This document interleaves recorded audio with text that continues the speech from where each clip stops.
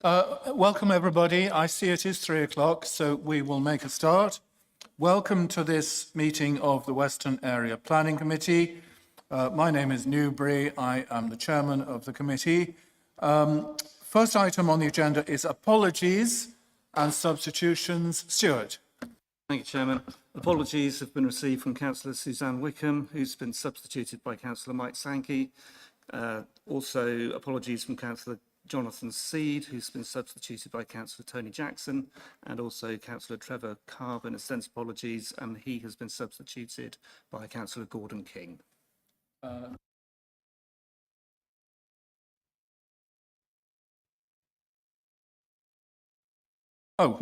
Next item is the minutes of the previous meeting. They are circulated. Does anyone have any corrections or additions to the minutes as circulated? If not, I will move that we approve them. Someone to second. Thank you, Councillor Bill Parks. All in favour? Any against? Any abstentions? Those are approved. The declarations of interest is only for members of Wiltshire Council. Nobody else needs to declare any interests in today's agenda items. Does any member of Wiltshire Council have anything to declare? I see no one indicating. Chairman's announcements are just the usual ones. I'm not aware of any special announcements. First of all, the sort of housekeeping things is that could I ask everyone please to switch their mobile or other devices to silent so that people are not interrupted when they're speaking. We have not been warned of any fire drills, so if you hear the fire alarm go off, it will be probably a real fire, and Stuart Fagini on my left will usher us all to a place of safety. I will talk through, under the next item, I will talk through the procedure for the meeting for the benefit of the people who are not normally with us. The public participation, Stuart, we don't have any public questions, I imagine? No, excellent. So an officer will present a report and explain the recommendation. I will ask members of the committee if they have any questions to the officer. And the officer will have a chance to reply. We then go to public participation. Each speaker will be asked to speak within 3 minutes, unless representing a parish council, and parish councils have up to 4 minutes. We are not absolutely strict about the times, but we do ask people to try to stick to their time limit. And if you run over it, I will give extra time to someone on the other side. The local unitary member, if not on the committee, is then invited to speak, and I don't think that applies to us today.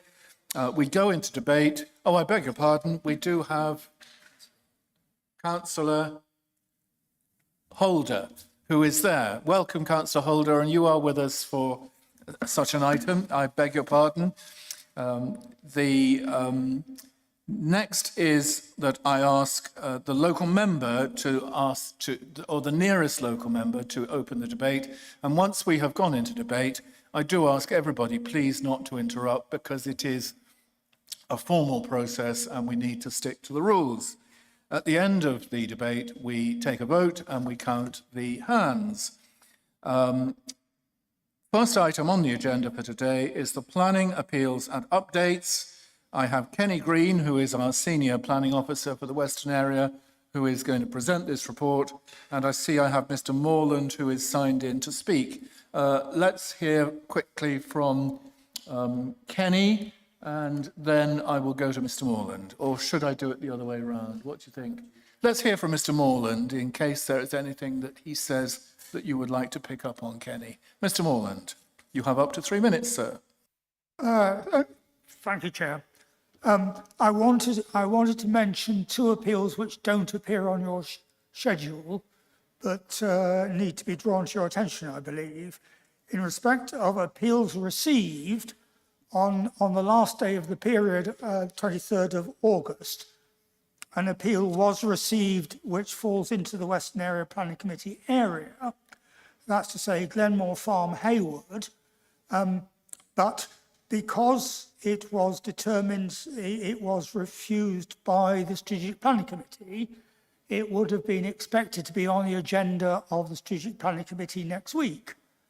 However, I found out today that that Strategic Planning Committee has been cancelled, and the next scheduled meeting of the Strategic Planning Committee is not for 6 weeks until the 16th of October, which means that the deadline for interested party comments on the Glenmore Farm Haywood appeal will be long past, because the deadline for that is Friday the 27th of September, and it's going to be determined at a hearing, the date of which has not yet been published. On the appeals decided, there isn't a decision since the 23rd of August which needs to be drawn to your attention, even though it would normally appear at a future agenda of this committee. That's to say, on the 30th of August, the appeal at Storage Road, Haywood, was dismissed, but crucially, the inspector determined that appeal by the tilted balance method, because he decided that Wiltshire only had a 3.85-year housing land supply rather than the 4.2-year housing land supply which Wiltshire hitherto has been asserting that it had. And that unfortunately means that all pending appeals, and indeed all planning applications from henceforth, will have to be relating to residential housing, will have to be determined on the tilted balance approach, which will be very damaging for Wiltshire. Thank you, Chair. Thank you, Mr. Morland. On your first point, that's very helpful because, as you say, members might not have become aware of that. On your second point, it is a very disappointing decision, and no doubt Kenny will have some thoughts on it. Kenny, over to you. Thank you, Chair. Good afternoon, ladies and gentlemen. Just to start off with, and I'll start the wrong way around, so I'll start with the update. So Mr. Morland is absolutely correct. The Glenmore Farm appeal would otherwise have been reported to Strategic because it was a strategic application and it's of a strategic nature. So it would have been on the agenda for the Strategic September Committee, which has unfortunately been cancelled. So that is a live appeal. It is open for public representation to bring attention to the inspector any additional comments that third parties wish to raise, and it is with the council to prepare a response.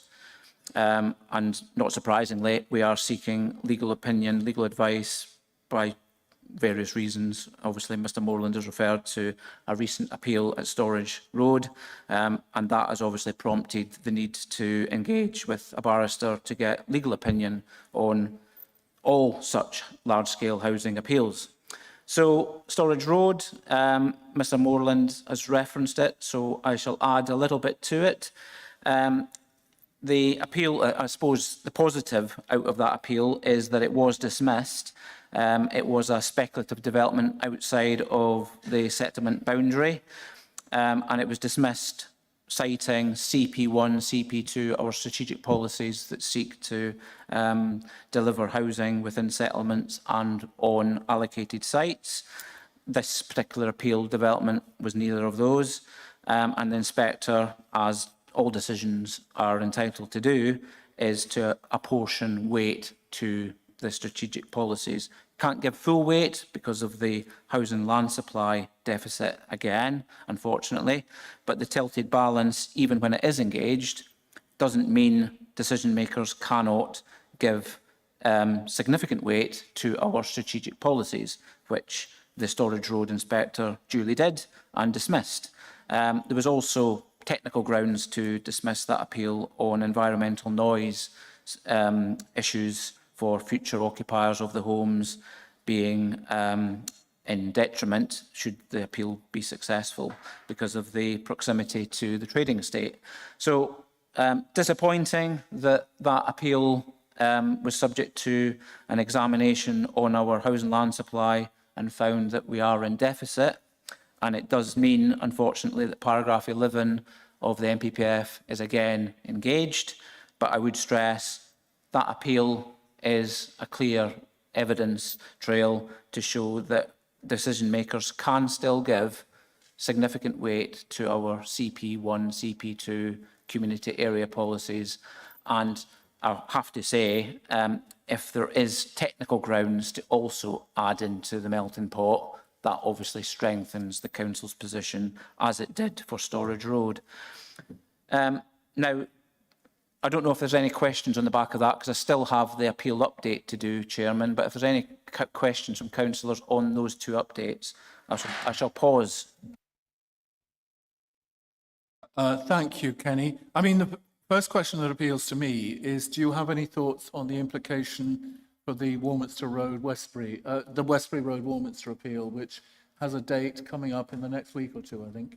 Yes, unfortunately, it's one where we have already had a discussion with the barrister because of the nature of the appeal. We've had to engage with barristers for a number of large-scale major developments, and that one in particular, the barrister is concerned of exposing the council to the risk of costs should we proceed and contest that appeal. That doesn't mean the appeal doesn't go ahead. It just means the council doesn't go ahead with the appeal refusal reasons. It's still in the court of an inspector to look at all the other issues and to hear third parties, but the disappointing response, Chair, and to members here today, is that on appeals where there are no technical grounds and it's just in principle, it's exposing the council to costs if we were to defend or try to defend those appeals. So the quick response, Chair and members, is for the Warminster appeal is that we are likely not to contest it as an authority. I thought you might say that. Bad news, but there you are. It will go forth. Councillor Ernie Clark, and then I see Councillor David Weiger. Thanks, Chairman. The one that's just been referred to, was that refused by a planning committee? Presumably it was. Because if that's the case, Chairman, surely, with the greatest respect to the officers, if a planning committee has refused something for specific reasons, that appeal needs to be full. Even if it opens to council up to cost. If the officers just say, oh, well, the barrister's telling us we haven't got much chance or any chance, we're not going to defend it, with the greatest respect, that's not what the planning committee has said. The planning committee has made a decision, and surely that should be upheld by the officers. And Councillor Andrew Davis will be aware of this too, I think. I believe if you look at our constitution, there is a procedure which covers a situation like this, whereby officers defending an appeal can withdraw the reasons for refusal on legal advice in consultation with the chairman of the committee. And the chairman of the committee might or might not choose to consult the committee before responding. But I believe, and someone may choose to correct me, Stuart, I beg your pardon, Kenny Green may be able to back me up or otherwise, that we do, I think, have a procedure that covers that. Do we not, Kenny? You do, Chair. Absolutely not going to challenge. You're absolutely correct. And we have followed due process. So Nick Thomas, our Director of Planning, actually sent the emails to the Chairman of Strategic, which that case went to, as well as the local ward member, and informed them of what we've been told, and informed them of what we're going to do. And if we don't hear that they're going to challenge it, then the due process is that we do not defend it or contest it. So it's not, with respect, Councillor, it's not that officers are just making the call. There is due process which has been followed. Are there any? Oh, I beg your pardon. Councillor Weiger is next. Yeah, can I just try and understand the land supply calculations? Because I've just brought up the latest land supply statement that Wiltshire itself made, which was dated June, and I think was based on what the situation was in April 23. So it's taken officers basically 13, 14 months from a base date to come up with a calculation of what the land supply was, and that was the one that said 4.2 years. Is that automatically then trumped by an inspector making a much less in-depth investigation and coming up with 3.85? Well, you say less in depth, councillor Vigo, but I don't know if you've had a chance to read the decision notice. The inspector seems to have two reasons for changing the 4.2 years to 3.85. The first is that there are some particular challenges to particular sites, but that he does cut us down by 100 or two, but we still end up just above the line, I think on about 4.1 years. And then he finds that there is some double counting in the windfall allowance, in that some of the figures used for the windfall allowance are already incorporated in the figures for the extant permissions. I think that's a sort of a summary of the position. Kenny Green, no doubt, will be taking legal advice as to whether the inspector... do my job for me, has got it councillor. right. But what we'll do, I think, is we will issue, if Kenny is happy, we will issue the decision notice to members so that they can read it for themselves and see where the inspector or Wiltshire Council may have gone wrong. Is that reasonable? I see Stuart. If I may, my two questions were, and thank you for that, that's a helpful elucidation, but is there any opportunity for the council now to come back with another number, or would it simply follow its normal process, which would be to come back sometime in the middle of next year with a number based on sometime this year? And is there any possibility that the number might increase, or does it inevitably decline until the next local plan is adopted? Thank you. I'll go to Kenny, though I will just say that we can publish as many housing land supply statements as we like. We could do it every week if we wanted to. Kenny. Thank you. You're quite correct, Councillor Newbury. The appeal was subject to examination, so sites in dispute were looked at in detail by the inspector, and both parties, the appellants and the council, had the opportunity to make their particular points. And as Councillor Newbury correctly says, there was two sides of it. There was some double counting by the council's monitoring team, which had to be challenged and corrected. And then when the inspector looked at the deliverable sites, it wasn't 4.2 years, it was more 4.1. So it brought it closer to the 4 years. But when the double counting was also calculated and discounted, we're short of the 4-year supply and we're down to 3.85. To answer your question, the monitoring evidence team do take a long time to properly analyse all the sites that are allocated, sites that are being developed, sites that are not yet developed, but they have to engage with developers to ask them what are their trajectories, and they need to be challenged on that often, and that takes a long time. So it might look like, why is the council taking 13 months to have a baseline date and then ultimately publish? But there is an awful lot of work to be done to go through hundreds and thousands of houses to see what exactly is deliverable, what can the council rely on for the next 5-year period.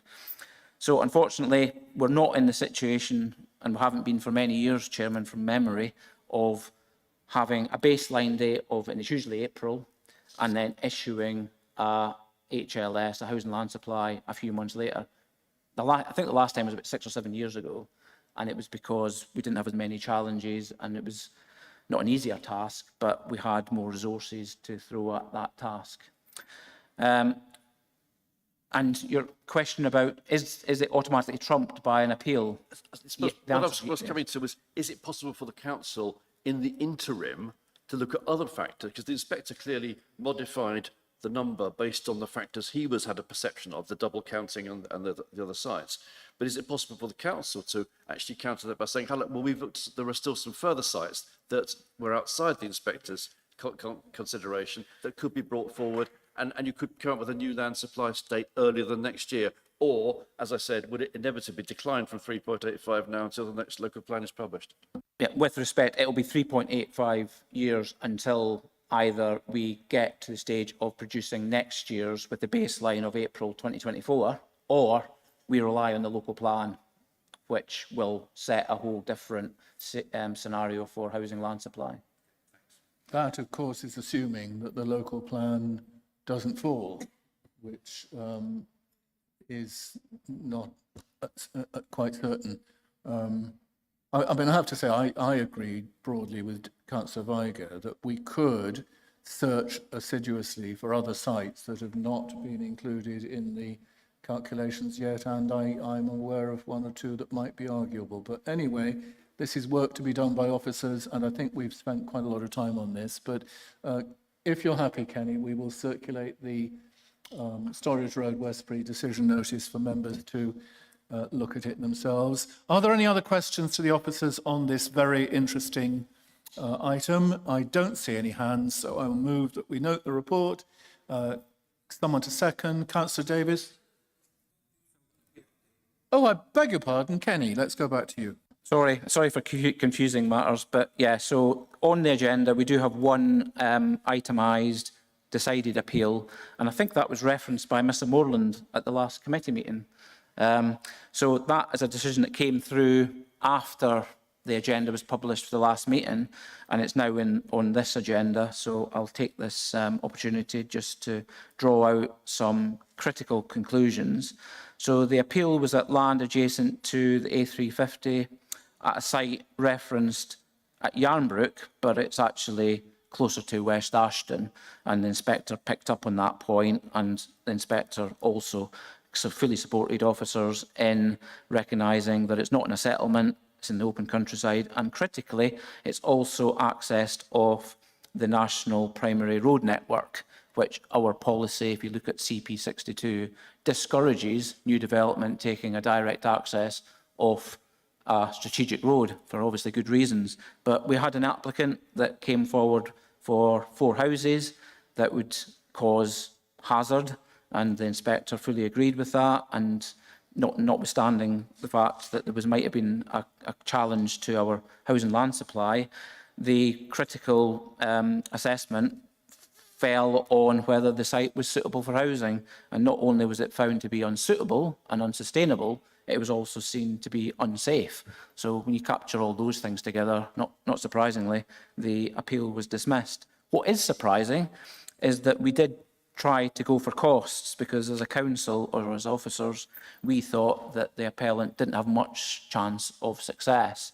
And when you read the actual appeal decision, you'd think, well, the inspector surely must be concluding that with all these things added together, the appellant really shouldn't have put the council to unnecessary expense to go through an appeal. But unfortunately, the inspector thought the appellant had the right to appeal, but just found that there was no grounds to appeal, and just dismissed it. The appellant also put in their own cost for the council, but that was dismissed because we were obviously not acting unreasonably. But good news, the application and the appeal was dismissed, and again, it demonstrates, even in the situation we're now in, unfortunately, with the housing land supply position, that site, that type of development is clearly unacceptable, and hopefully that message gets out to the wider public. Thank you, Chair. Thank you, Kenny, and apologies again for overlooking bringing that part of the report in. Are there any other questions from members to the officer? Councillor Tony Jackson. Thank you, Chair. Just out of interest, the refusal to pay our costs, is that indicative of something that we need to improve our presentations? It seemed to me that we had a strong case. I agree. It is unfortunately the situation that inspectors generally don't award costs to appellants. So they'll be quite happy if there's grounds for the council to be seen to be acting unreasonably or forcing someone to go through an appeal unnecessarily. We will get hit by costs. It doesn't happen to us as a council, but it does happen across the country. Whereas we don't often see appellants being hit with costs for unnecessarily going through an appeal process. And when you read that appeal decision, you think, why have they not been awarded costs, even partial costs? Because it doesn't have to be full cost. They don't have to always have 100% certainty that the council has been exposed to unnecessary costs. The inspector could have awarded partial costs, and it is a surprise. I don't think we could have done anything else, Councillor, to be quite frank. We made their case, we won the argument, It's just a case that the inspector didn't agree that there was a cost award in this particular case. Thank you, Kenny. Always worth a try, I suppose, in a situation like that. Thank you, Councillor Jackson. Are there any other questions to the officer? In that case, I will move that we note the report. Someone to second. Thank you, Councillor Parks. All in favour, please indicate. Any against? Any abstentions? That is approved.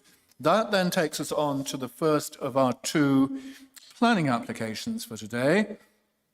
And it is at School Lane, Staverton, demolition of existing modular classroom and rear extension to etc. We have the case officer is sitting on my right, Russell Brown. The local member is Councillor Trevor Carbin, who unfortunately can't be with us today. And I'm going to hand over to Mr. Brown to take us through his report. Thank you, Chairman. This is a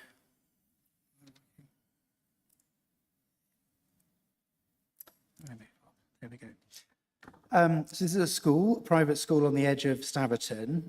It's in the Bradford and Avon community area, but physically it's more well related to Staverton and Trowbridge.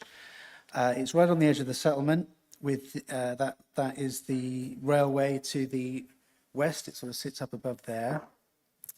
The school is a small private school. They can have up to 75 pupils, and the existing building is very, very small for such numbers. And those 75 pupils are between the ages of 5 and 16. So there's a lot of different teaching groups going on, and they are in need of more space. They have, at the moment, this is the current playground. This is the existing school building, and this is a mobile classroom, which is sort of at the end of its life, and so the time has come, they feel, to extend with a permanent solution. The proposal is for a two-storey extension on this playground, and the playground would be moved to this side of the school. That is the proposed ground floor layout and the site plan there. Parking would remain the same, and the mobile classroom and the other miscellaneous buildings would disappear.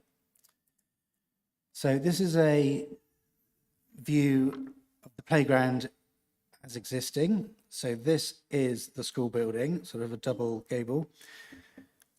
There are all sorts of little buildings around it because they're continually running out of space. This to the left of the picture is a separate privately run nursery, not affiliated with the school. So the extension would go on this playground here.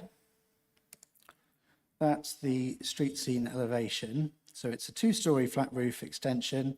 It would be set back into the site, well behind the front building line of the existing building. The ridge or the flat roof would be below the existing ridge of the school. So the feeling is that the original school, which is a historic building, would remain the focus of the site.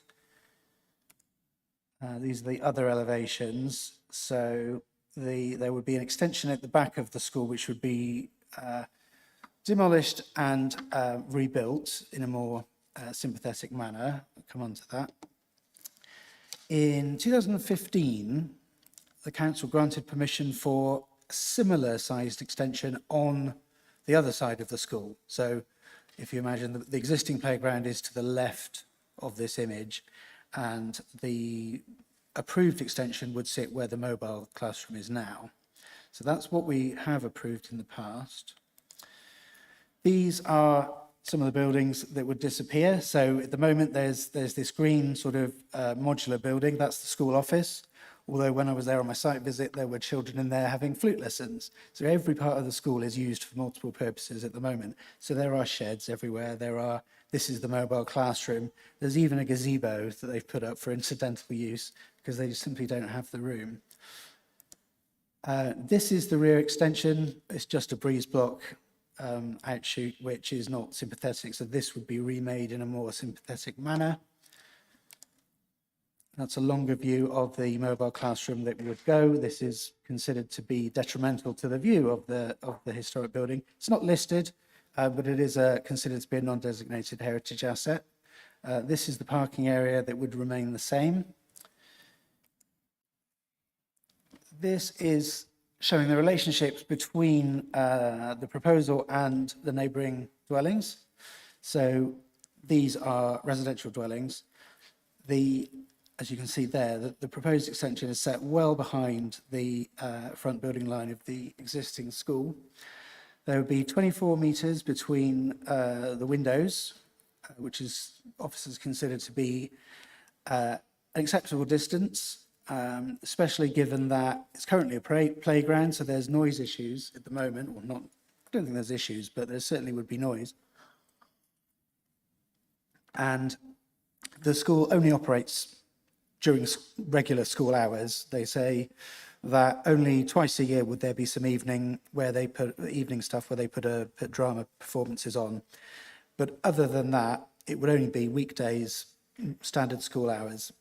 So the playground would move to this side, to the north, which may bring some noise, travelling across. But these residential dwellings are, as you can see, angled away from the site. So they're not directly looking at what would be the new playground.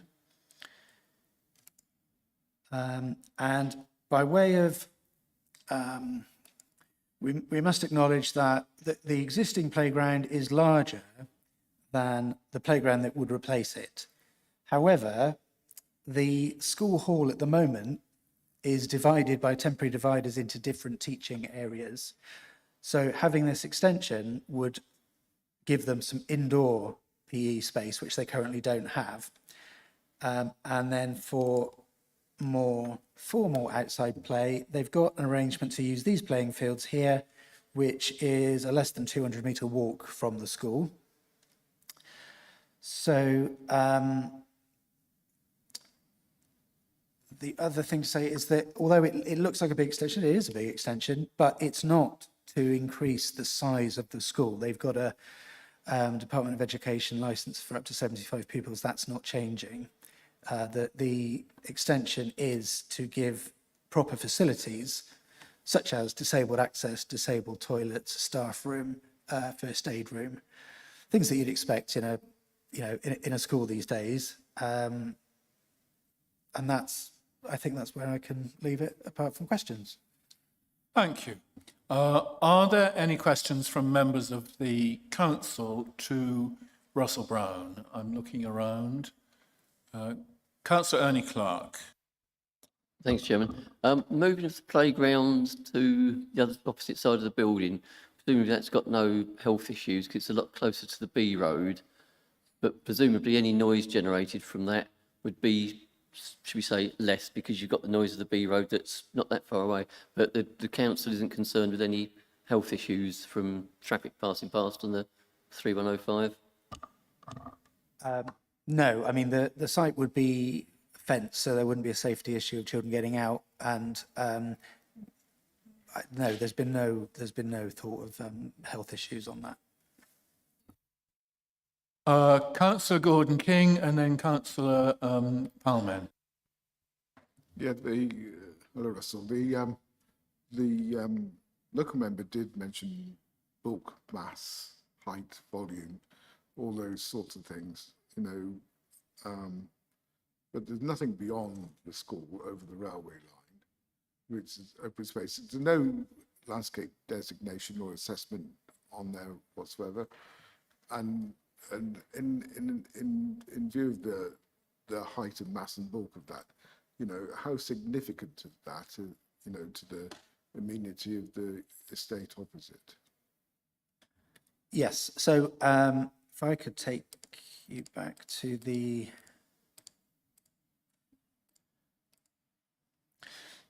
beginning, really. So it's on the edge of the settlement. There's no special landscape designation. We have considered landscape in the report, but the building would be set between existing buildings. There's no designed or designated views in or out. So would be an infill of an already the edge of the settlement. So it's not encroaching into new countryside or anything like that. It's on an already built, it's a playground at the moment, so it's already tarmacked and so on. So there wouldn't be a wider landscape impact.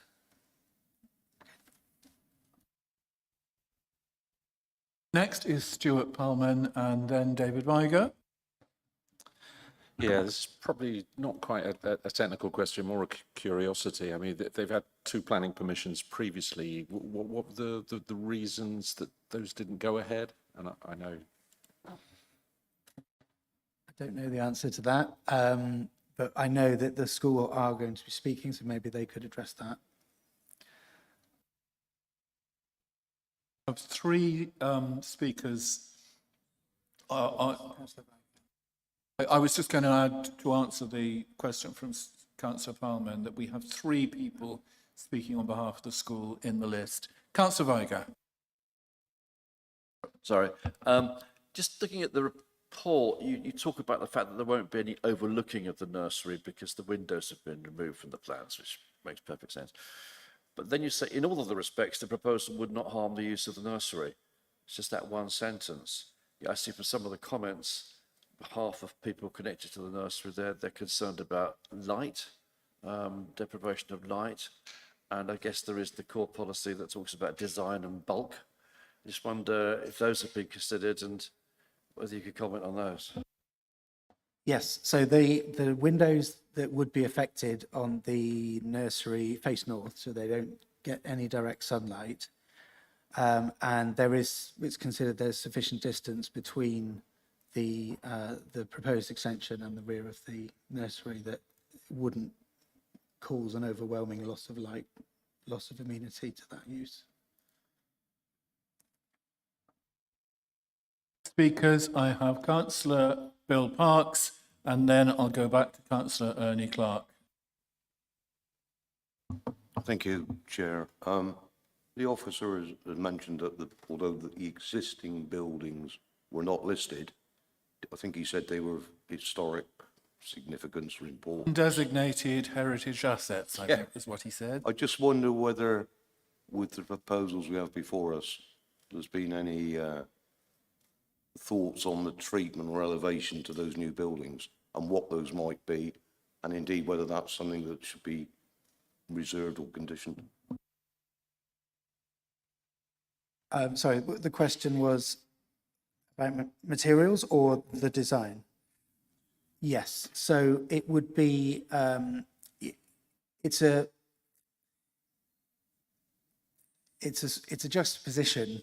So you've got the historic building and this will be a very modern building. So it does visually keep them very separate so that everyone knows this is the modern bit, that's the old bit. So the materials we can control by condition, but it would be modern cladding that we can control colour and things like that. Yeah.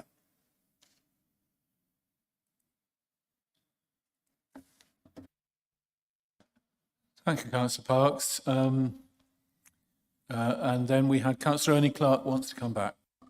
Thanks, Chairman. It was just, Councillor Carbin sent me an email before he went on holiday, as I'm obviously the nearest member in his absence, and Staverton used to be in my West Wiltshire ward. Would you like me to read that out now, or shall I wait until we start the debate? Well, we're in questions at the moment, exactly. so I think what I'll do, when we get to the debate, I will ask you to start our debate by reading the statement from Councillor Carbin. Is that okay?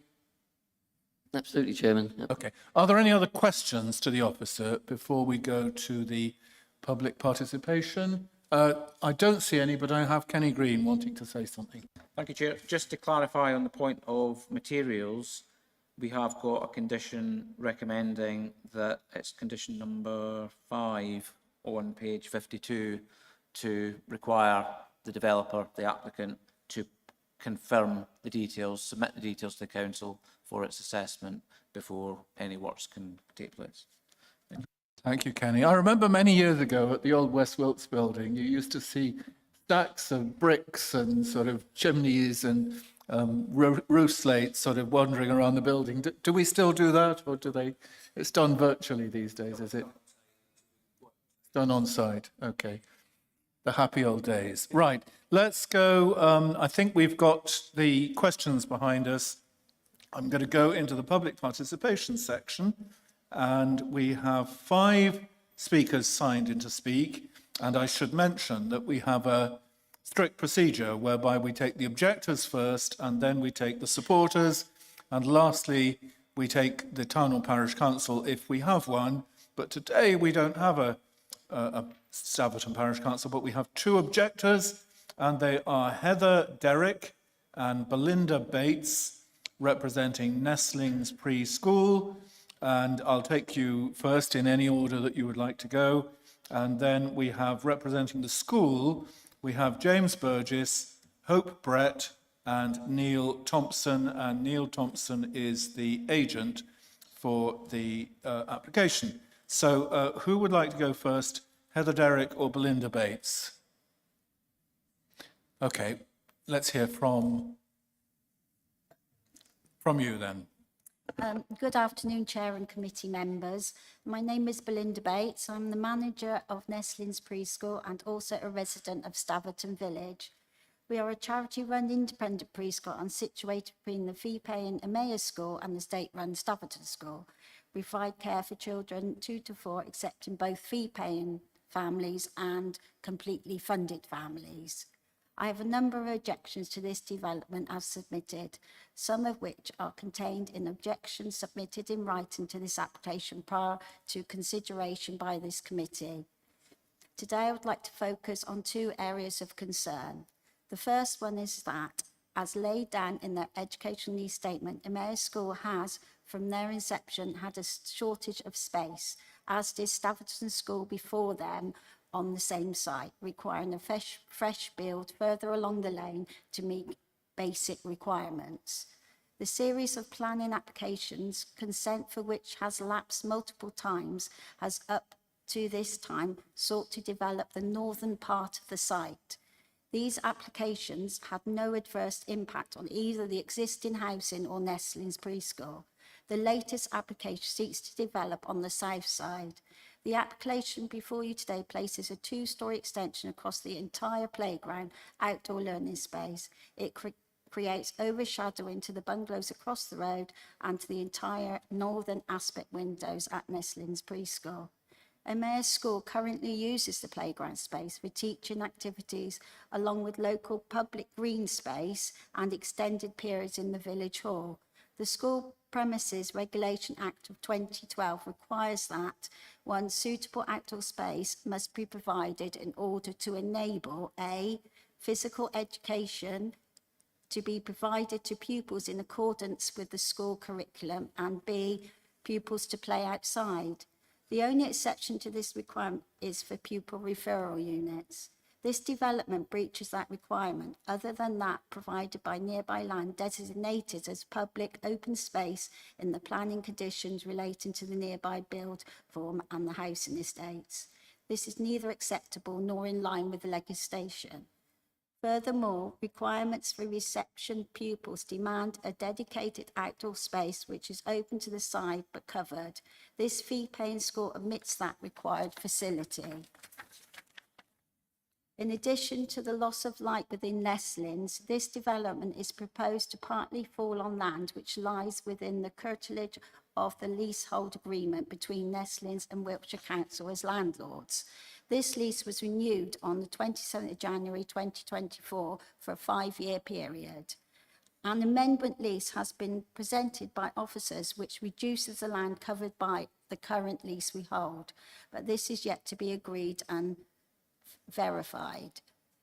A gentleman agreement has allowed Emmaus School to access the section of playground covered by this leasehold space, with retention of access rights to Nestlings to reach their outdoor storage unit and use the space as and when required. A boundary fence erected along the line of the leasehold curtilage would prohibit Emmaus School from accessing that part of the playground, and also serve to reduce ambient light into Nestlings. It is therefore not in the interest of either party that would become necessary if the application to build was granted. I therefore request that this application be rejected on the grounds of, firstly, a breach of Regularity Acts, and secondly, of overdevelopment of the site, with the added technical infringement of the curtilage of the leasehold boundary. Thank you very Thank much, you Ms very Bates. And we go then to Heather Derrick, who is the other objector, also from Nestlings. Good afternoon, Chair and committee members. My name is Heather Derrick and I wish to object this application. I reside in Staverton Marina and I have a child that attends the separate school across the way, Staverton C of E Primary. I also work at Nestlings Preschool. I have a number of objections to this latest proposal, and the first relates to traffic and parking. The area to the north of the fee-paying Emmaus School, where planning permission has been granted in 2006, 2010 and 2016, and on each occasion has been allowed to elapse, raises a few issues. However, the current application draws traffic along a narrow lane, which is effectively a single carriageway as a result of resident parking.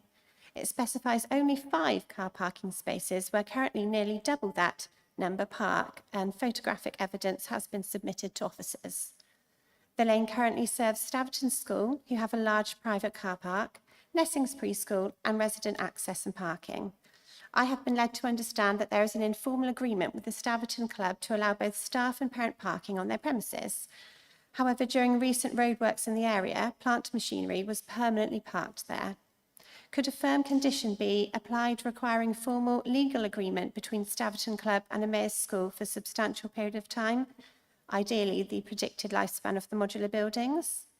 This is a greater issue in view of Nestlings and Staverton schools serving the immediate catchment, whereas Emmaus is a faith establishment serving up to 75 pupils aged between 4 and 16 draws from a far larger catchment, which inevitably requires transport beyond that of pedestrian journeys.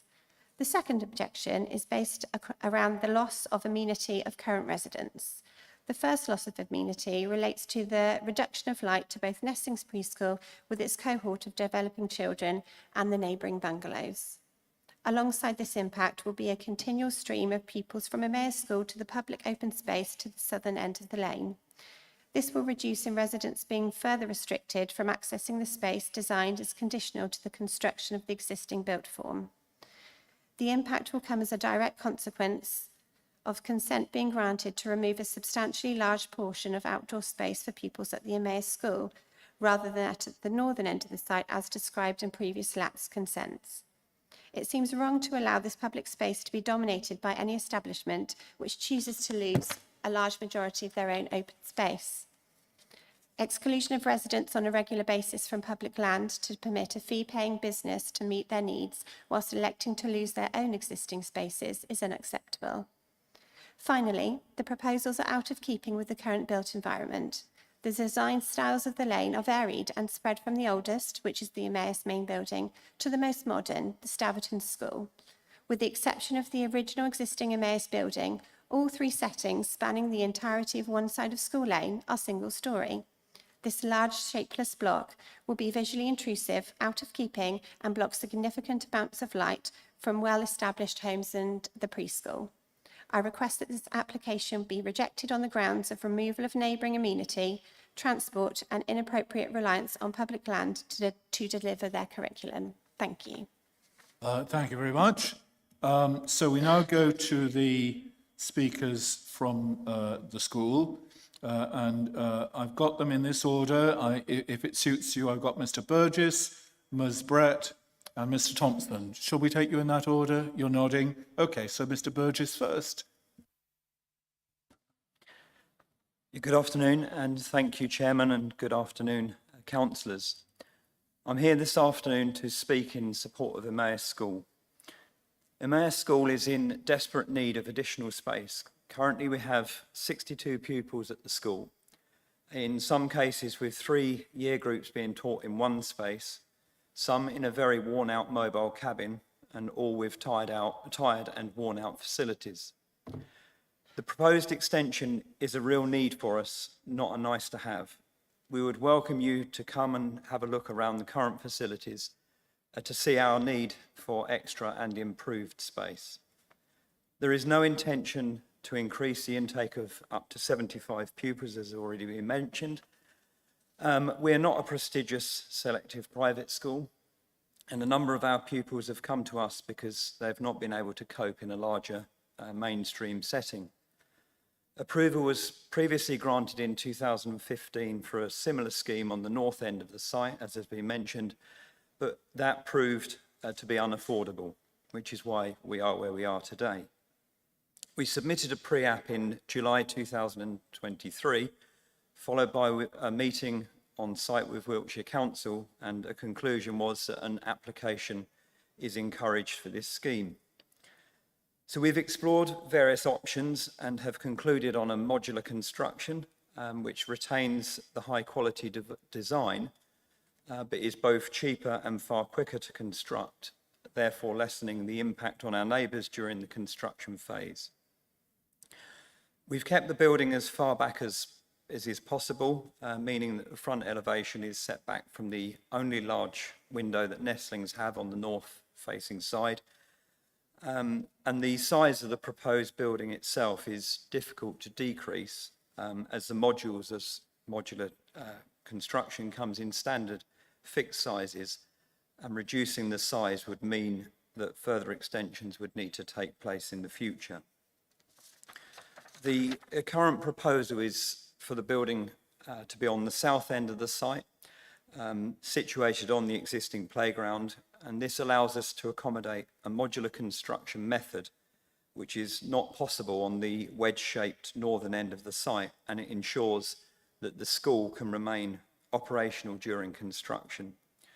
We applied for planning permission early December last year, following guidance and advice from our planning consultant, including advice on how and when to inform our neighbours.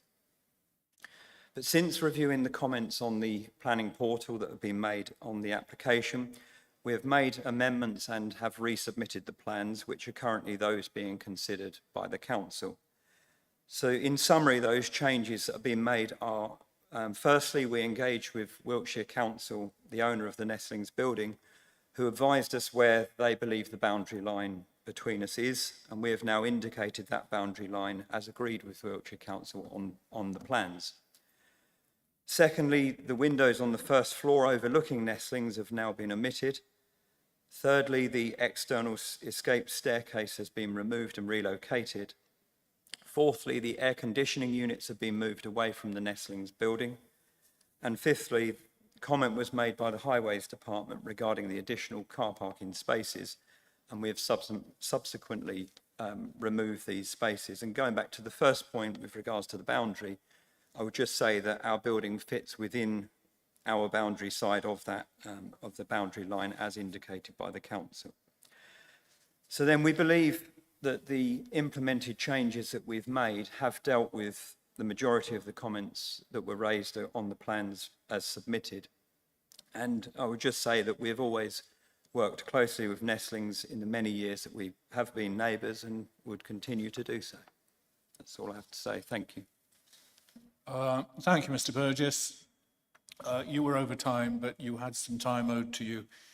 Ms. Brett is next. Thank you.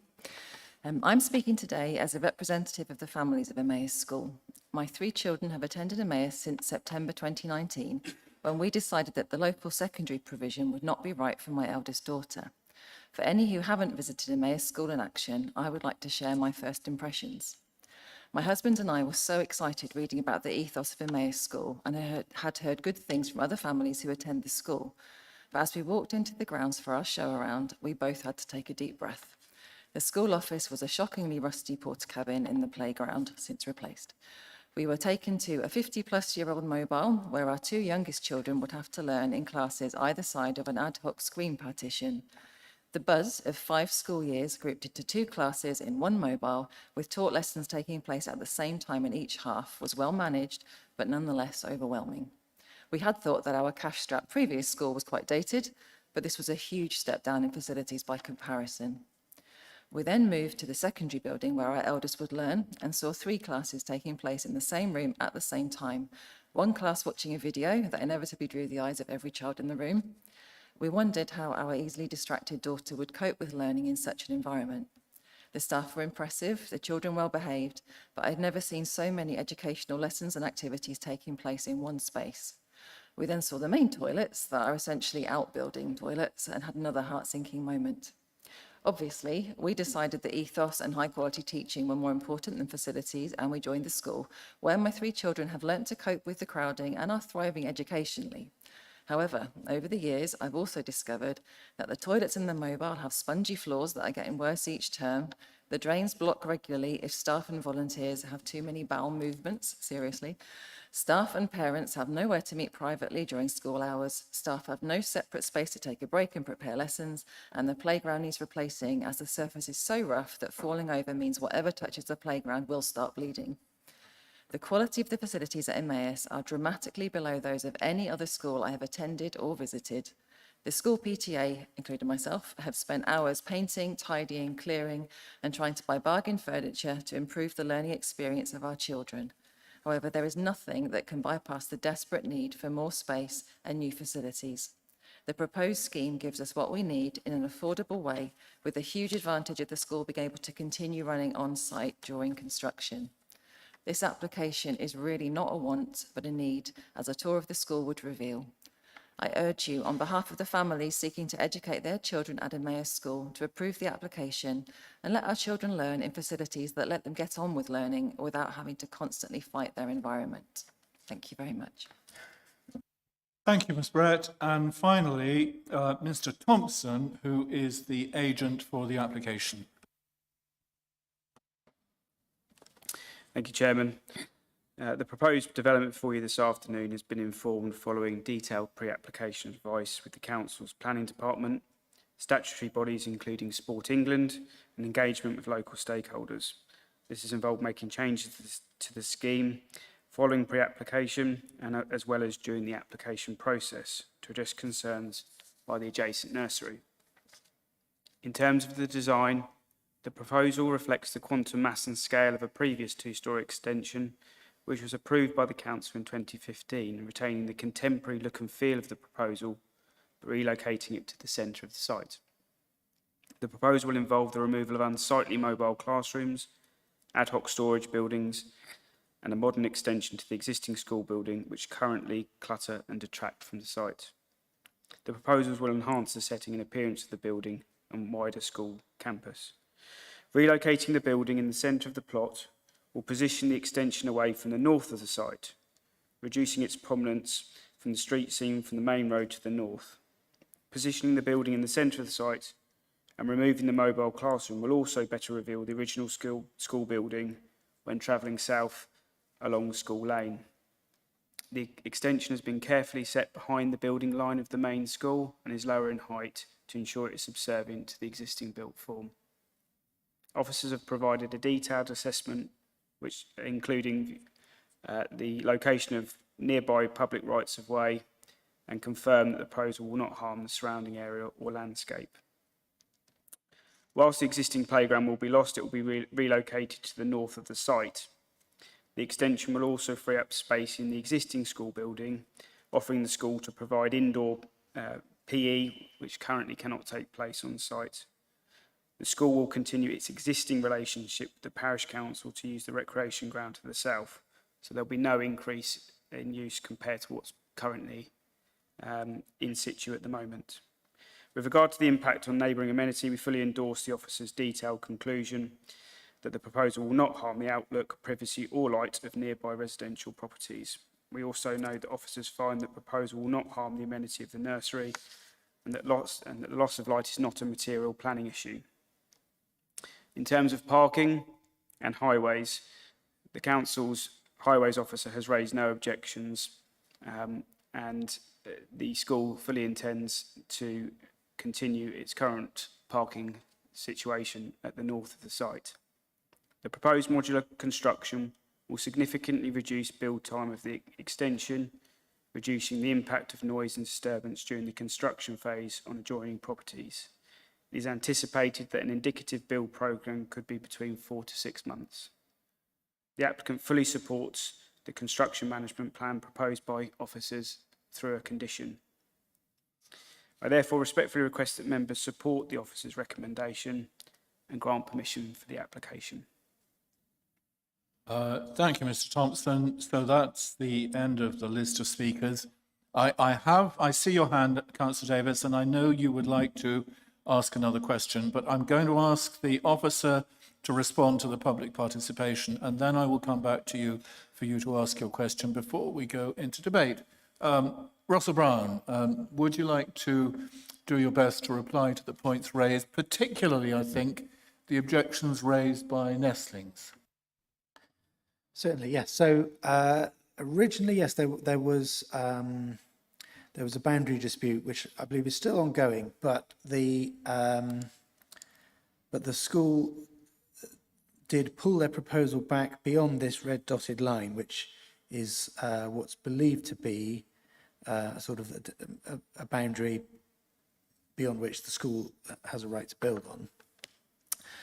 So in pulling the building away and removing windows, removing the fire escape, moving the air conditioning units that were originally on this elevation facing Nestlings, that's all been moved to a dedicated area facing the railway.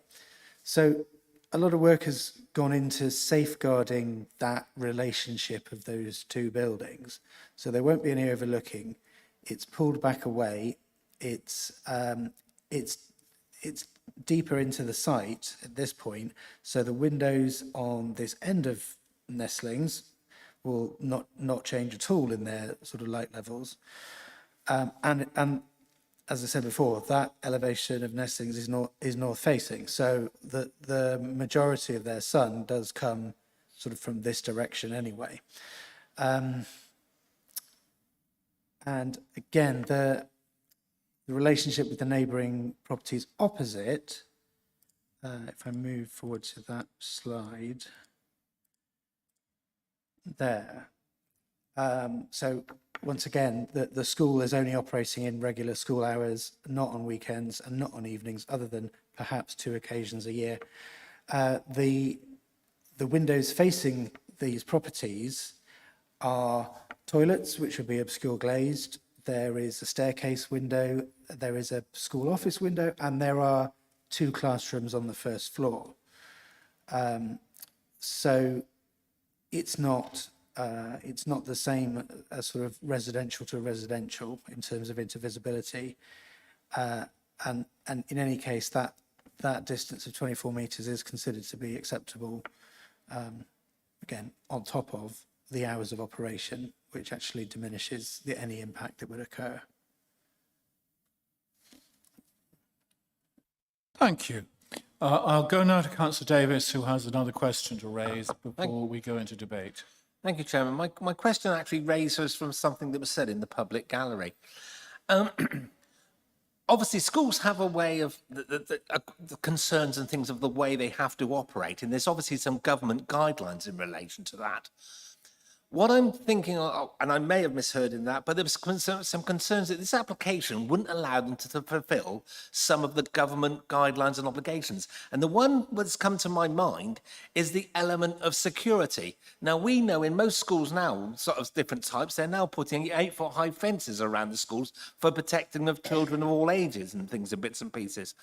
And here we are, by granting this planning permission and saying that, yeah, in our report it says you can go and use a public open space to fulfil some of your school needs on a regular basis. I mean, should there not have been in our report some advice on the educational quality of what any educational concerns of what passing this planning application should be? Thank you for that question, and I will go to officers to reply. In terms of the outdoor space in particular, is that? Well, yeah, the proposed facilities would enable a greater ability to teach in the way they need to teach. As you heard from the from the school, they teach, you've got three groups of different ages going on in the same room with three different teachers, and I've witnessed that myself. So this would actually allow for discrete teaching rooms where additional focus and concentration can occur. So I'm assuming that would allow them to deliver their educational responsibilities in a better way. And then regarding the outdoor space, yes, the playground would be reduced compared to what it is now, but they would gain an indoor PE space, so which they don't have at the moment. And the existing arrangement with the outdoor space, that wouldn't change. That's already there, and that, if this were refused, that arrangement would still be going on, as we're not talking about an increase in pupil numbers. Does that help? I think Kenny Green would like to add something. Kenny. Thank you, Chair. Yes, so in response to the reference to other legislation, councillors need to be reminded with respect that we can only assess it on planning matters. So the Regulatory Act, separate legislation, that's for a different body to consider any proposal in terms of educational provision.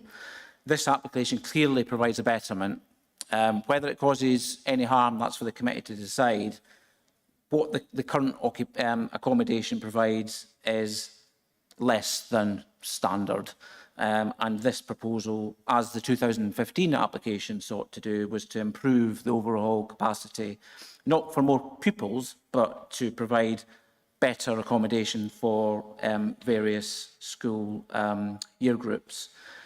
Internally, the application is going to provide indoor space where it can't currently offer for sporting provision, and there isn't much of a difference. Although there is a slight difference between one playground to the north and the south, there isn't a significant difference in planning terms.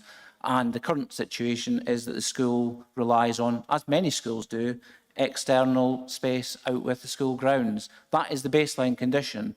So with respect, I would just ask members to bear in mind what the current situation is and what the school is aiming to achieve. Thank you, Chair. Thank you, Kenny. I think that Councillor Davis's question essentially is this application enabling the school to do anything which is contrary to government guidance? And I hear what you say about material planning considerations, but that is his question, really. Can either of you see anything that we are, by permitting this application, we would be encouraging, which would be frowned on by the guidance from the government on education? Simple answer to that, Chairman, is I'm not aware of anything that would be material for planning to be worried about. The Sport England consultation came back to say it's not within the remit to comment, so they've got no objections because of the size of the school and the extent of the development taking up some playground. And Sport England were, as I understand it, part and parcel of the pre-app that was followed before the application was submitted. I'm not aware of any significant legislation that would be a hindrance to this development proceeding. Okay, thank you to the officers for responding to that extra question. That takes us into the debate, and I'm going to start by going to Councillor Ernie Clark to open the debate. And at the beginning, I think he wishes to read a statement in writing sent by Councillor Carbin, who is the local member who called this in. Over to you, Councillor Clark. Thank you, Chairman. As you say, I've received an email from Trevor, Councillor Carbin, on Saturday, apologising to the committee for being called away on holiday. The text of the email is probably safest if I read it rather than paraphrase it. I think most of the problems have been overcome. Initially, the new building went right up to Nestings Preschool. Although that's currently part of Emmaus's playground, the last 2 metres or so are owned by Wiltshire Council and leased to Nestings, so Emmaus had to retreat onto land in their ownership. That also had the benefit of creating a gap between the two school buildings, though Nestings still had some concerns about overlooking and the structure. Because of the timing, I probably won't be able to contact Nestings to see if they have any residual residual concerns, sorry. I'll leave a message with them, reminding them to go to the meeting if possible, or if okay with you, to let you know if they're still not happy. And that's the email from Councillor Carvin.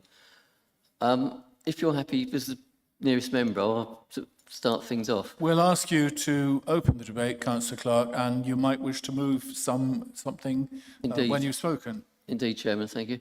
It was an interesting one, because as I say, this was part of my West Wiltshire ward many, many years ago, and even back in sort of 2008, or whenever our last election was in West Wiltshire, 2007, the parking has always been an issue down there. There's no denying that. But I note that the intention of this building isn't to increase the numbers attending the school, but to improve the facilities. I've had a quick look through the reasons for objection that were raised in the report, and some of them, are obviously, as planning concerned, aren't relevant about where are we? That was basically loss of view, but that's not a material planning consideration. Nearly every other matter there seems to have been dealt with by, as we were told by the office, the air conditioning units have been moved, the units have been moved back a bit, and I must admit the fact that the situation of the buildings, where the sun rises, goes round and sets again, it's not as though the nestings would be in the shadow of the sun because of the extension.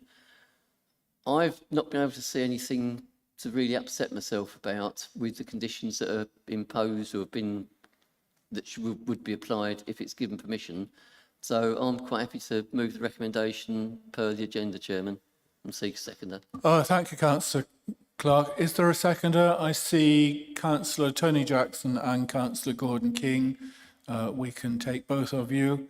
Who would like to speak next on this application? I'm not seeing any hands. If there are no other speakers, do you have anything to add before we go to the vote, Councillor Clark?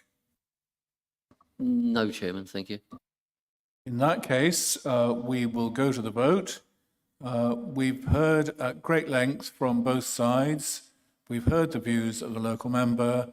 We've heard Councillor Clark, who used to be one of the local members, and we're going to go to the vote. It's been moved and seconded for approval. All in favour, please show. 1, 2, 3, 4, 5, 6, 7, 8, 9. Any against? 1. Any abstentions? That is approved. Thank you very much to all of you for coming and giving us your views on it.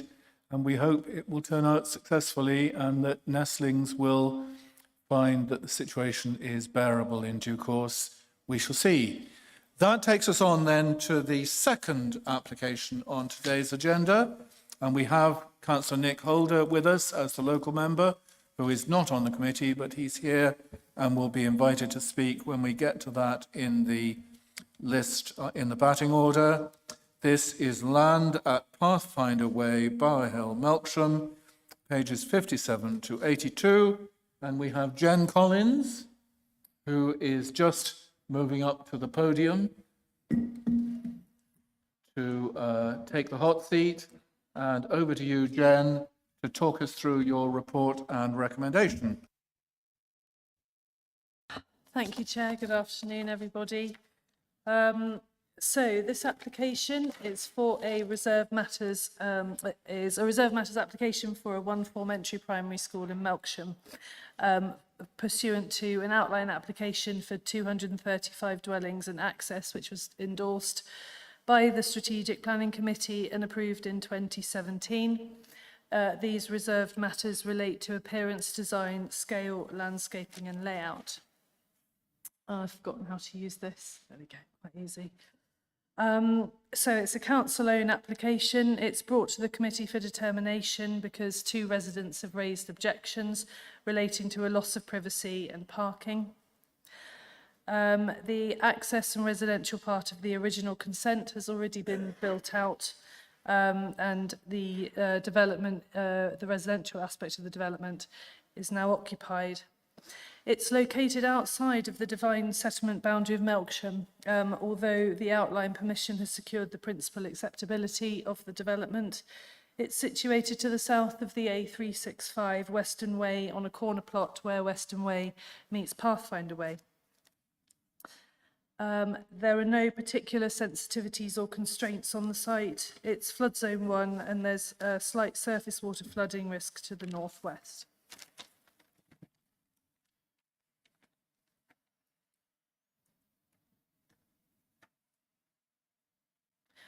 So these slides show the evolution of the site from when it obtained consent in 2017, 2018.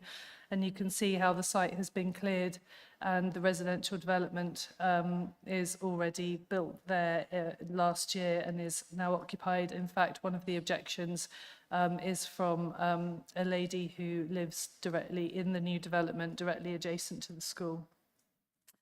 These are some site photographs. This shows there's an existing hogging path that goes up the side of the school to the, I'm going to call it the right-hand side as you look at it.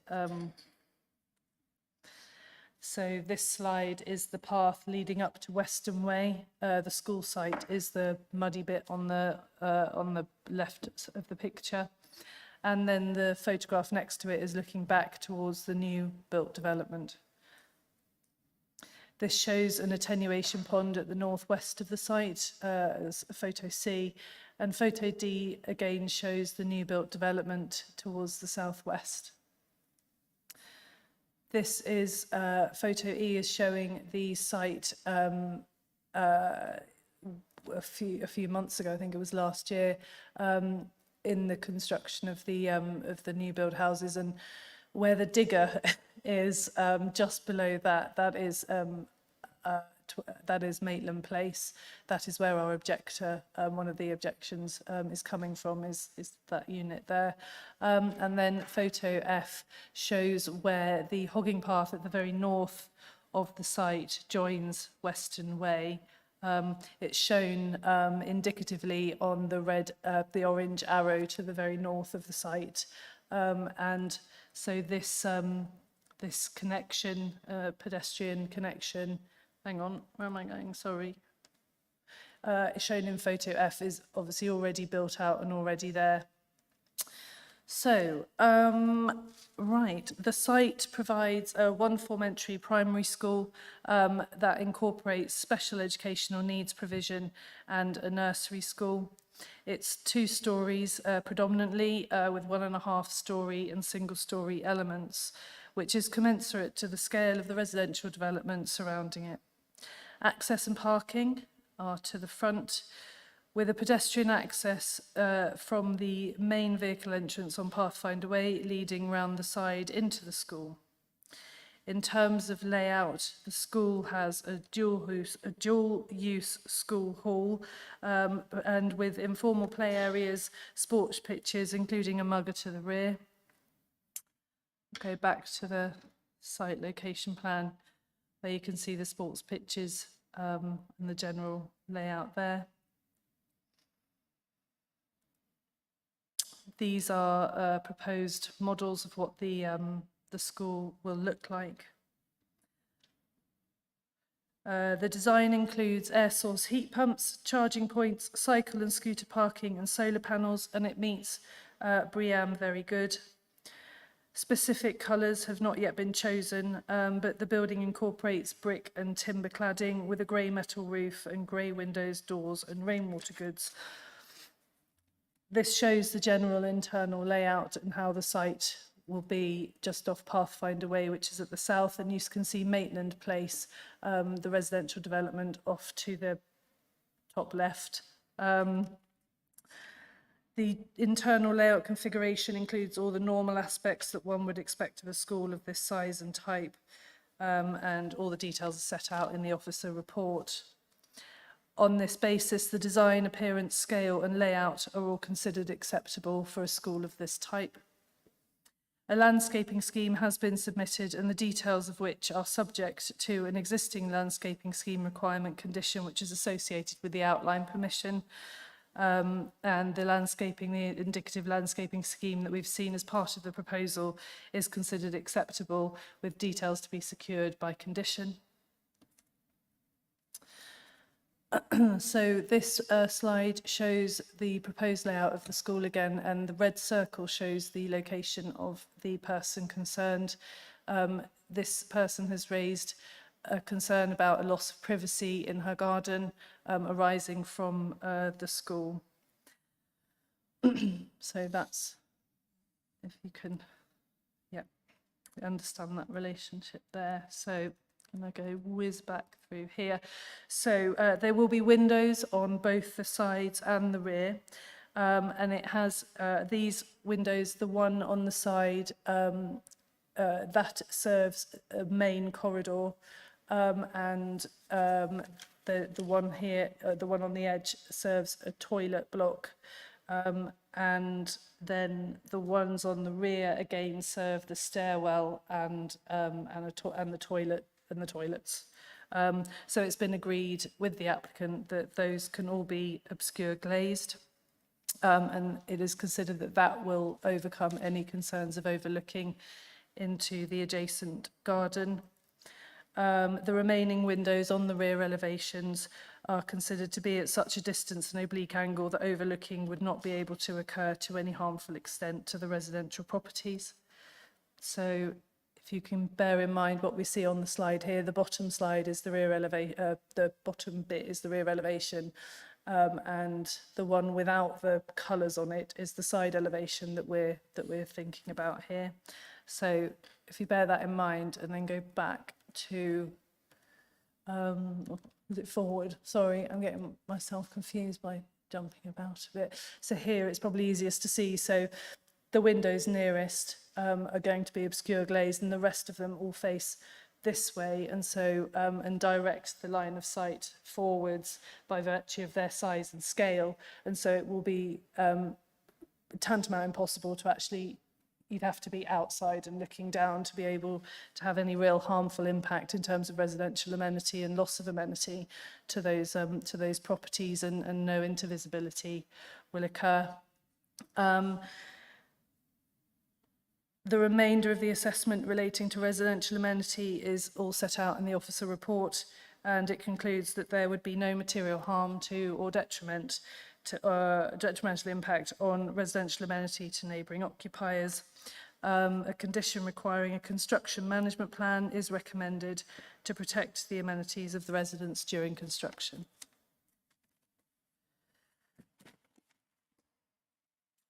The other concern relates to parking. At the outset of the application, concern regarding access and highway safety was also raised by the town and parish councils of Melksham and Melksham Without, as well as Councillor Holder. A transport statement and travel plan have been submitted with the application. The access was originally approved at outline stage, the main one of Pathfinder Way, and has now been implemented. 34 parking spaces are proposed and 58 cycle and scooter spaces are provided on site, which is considered acceptable, and conditions are recommended to secure this. We've had detailed highways officers, detailed discussions with highways officers about this application, and to ensure that no additional off-site parking occurs that would result in highway safety issues. A condition requiring that the building is not to be used until the no waiting restrictions are implemented on Pathfinder Way is recommended. However, I think these have already been implemented recently, having driven past there. I think they are. Are they out there yet? No, but they are part of the outline application and required, and the council is, I have been told by the highways officers that these are going to be put in place soon, so that should be relatively straightforward, and that will, these no waiting signs will ensure that no parking will spill out over to Pathfinder Way. At the request of the local town and parish councils and Councillor Holder, as I said, we had detailed discussions with highways with Mark Wiltshire and his team. We had meetings with education and the applicant to look at how we can ensure the safety of the pedestrians so that you don't have a conflict between the main vehicular access and pedestrians using it. So we came to an agreement which involved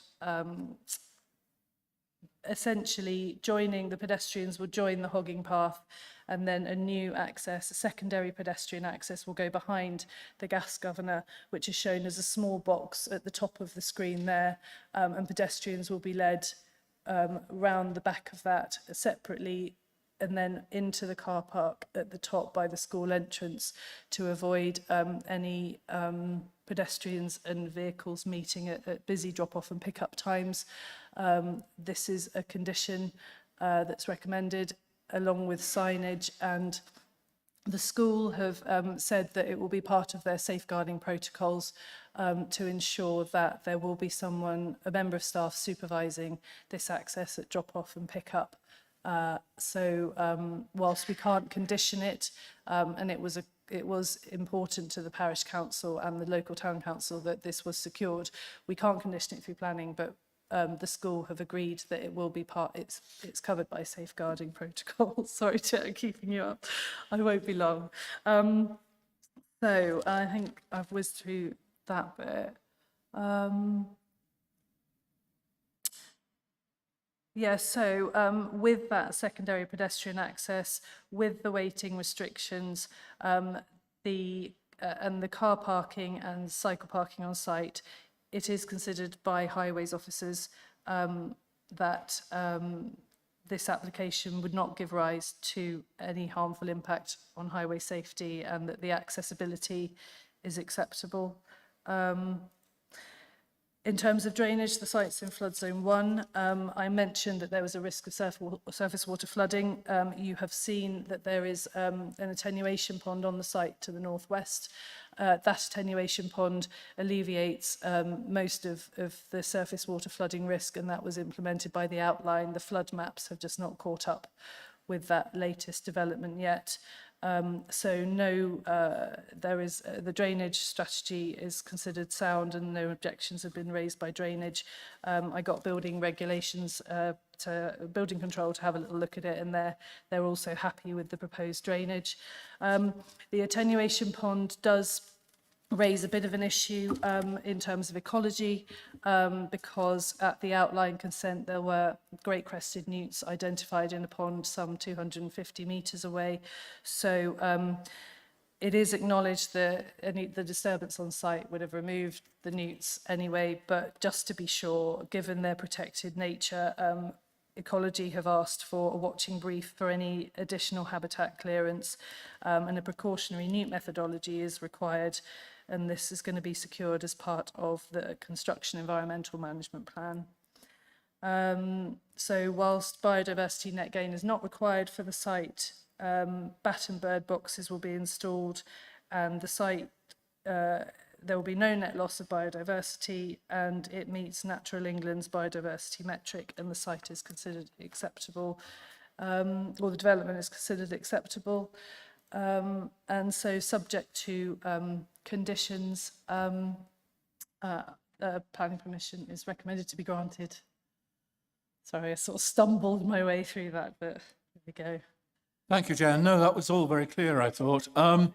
We now come to members' questions. Questions from members of the council, including the local member. Happy to bring you in, Councillor Holder. Ernie Clark is first. Thanks, Chairman. Just a quick one.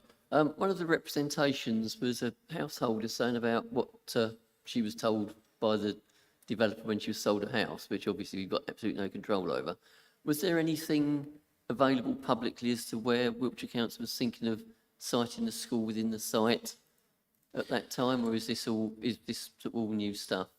And could I say that when you said there was going to be, I thought you said Battenberg boxes, I was thinking, no, I realised you meant bat and bird. But I don't think it's anything about cake, not cake. But more seriously, could the person complaining about where the school is located have any knowledge of where it would be on the site at the time that she purchased the house? So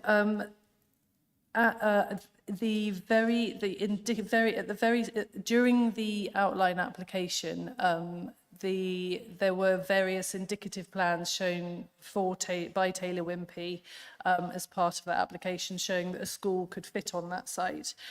One of those plans showed the school up in the northwest or north corner.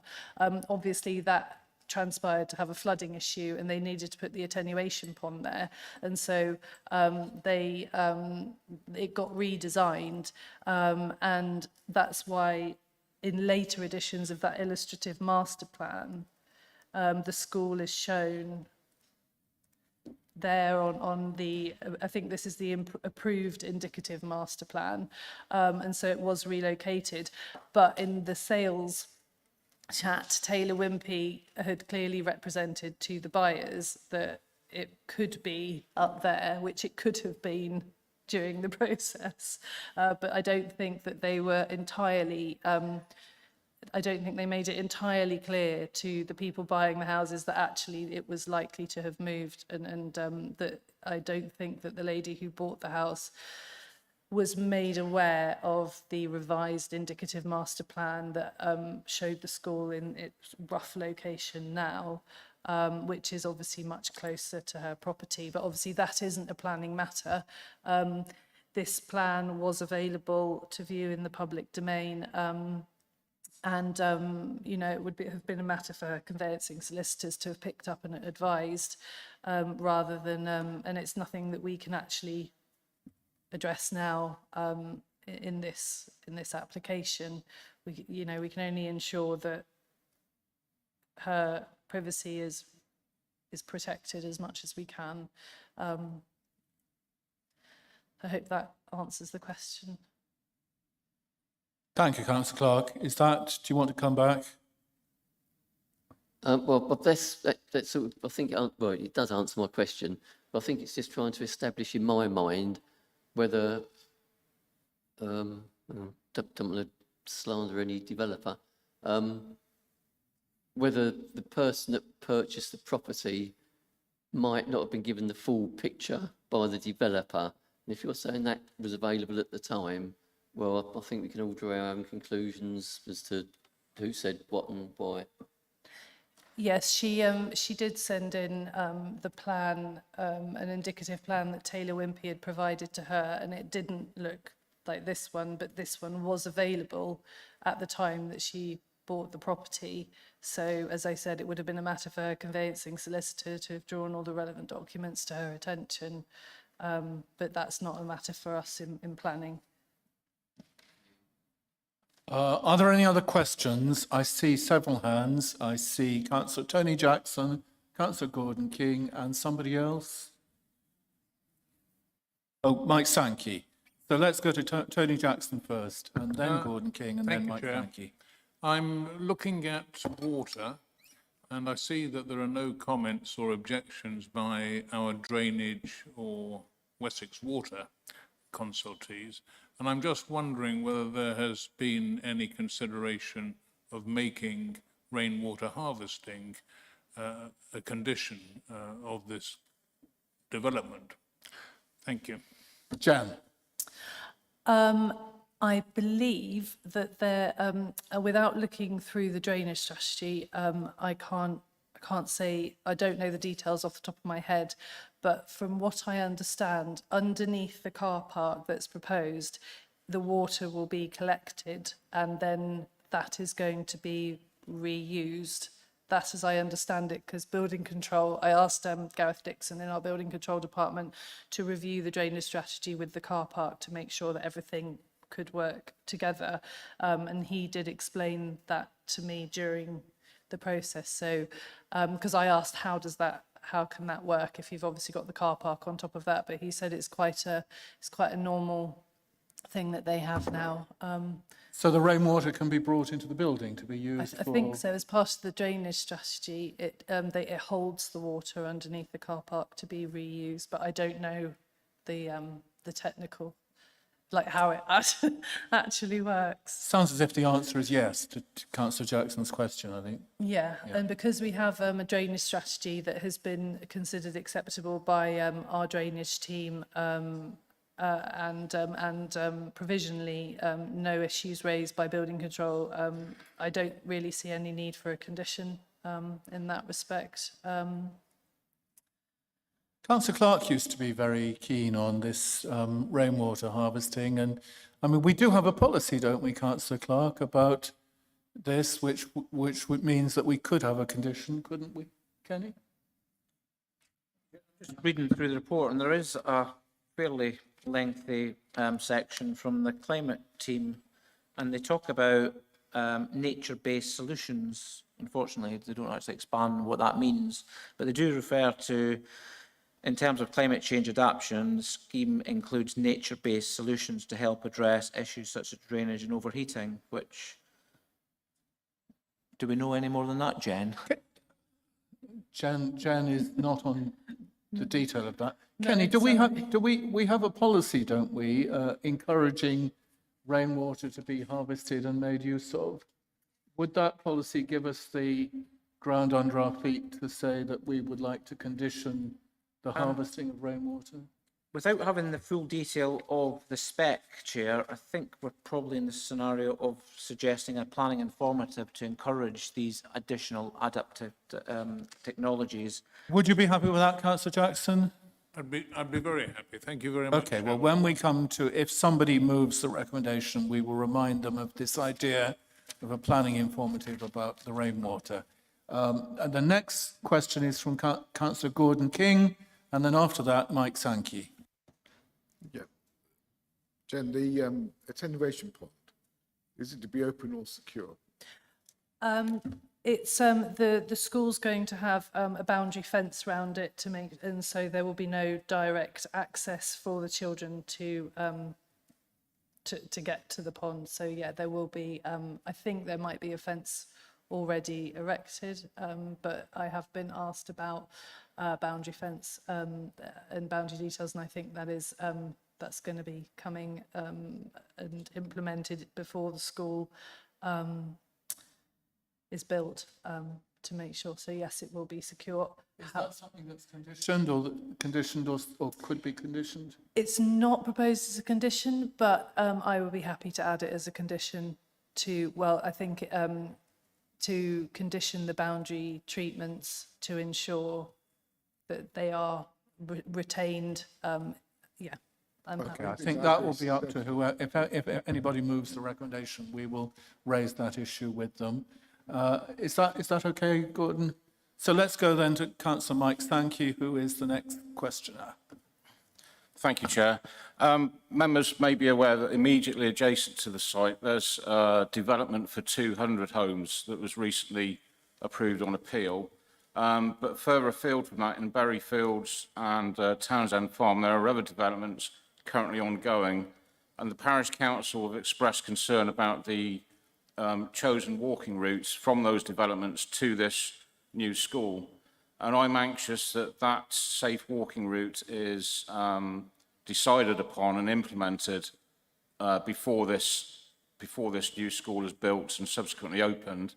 I'm just curious as to how we as a council can ensure that takes place to make sure it's all done in agreement with the Parish Council. Section 106 funds are there available to do it, but there's still some disputes as to how exactly that walking route should be configured. So I'm just anxious that we get that problem resolved beforehand and would welcome any thoughts on that. Jen. We've had a lot of discussion about the connectivity and accessibility of the site for pedestrians and the accessibility, connectivity between just all over the place. As Councillor Holder has been in those meetings, we've had it with education and the applicant and Mark Wiltshire and Councillor Holder and myself. I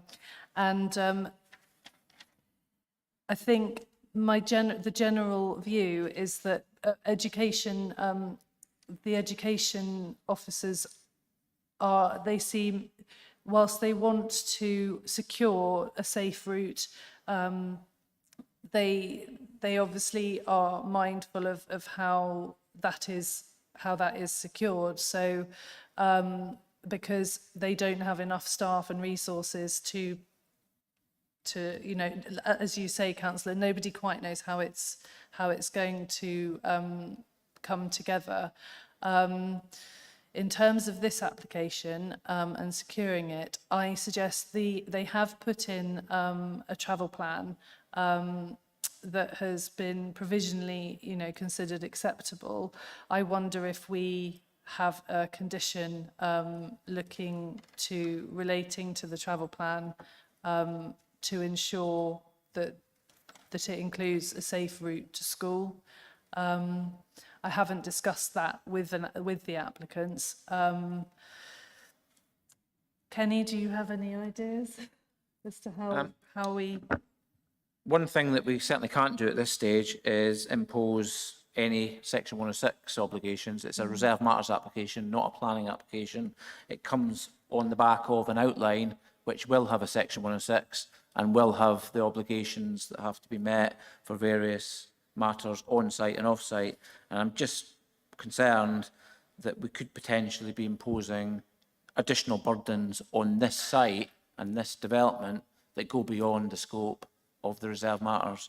I think looking at the conditions, we've got as much as we can with respect that we've got conditions on securing linkages with the Hoggin Path. We've got a condition, this is condition 10, that connects to the path on the site perimeter.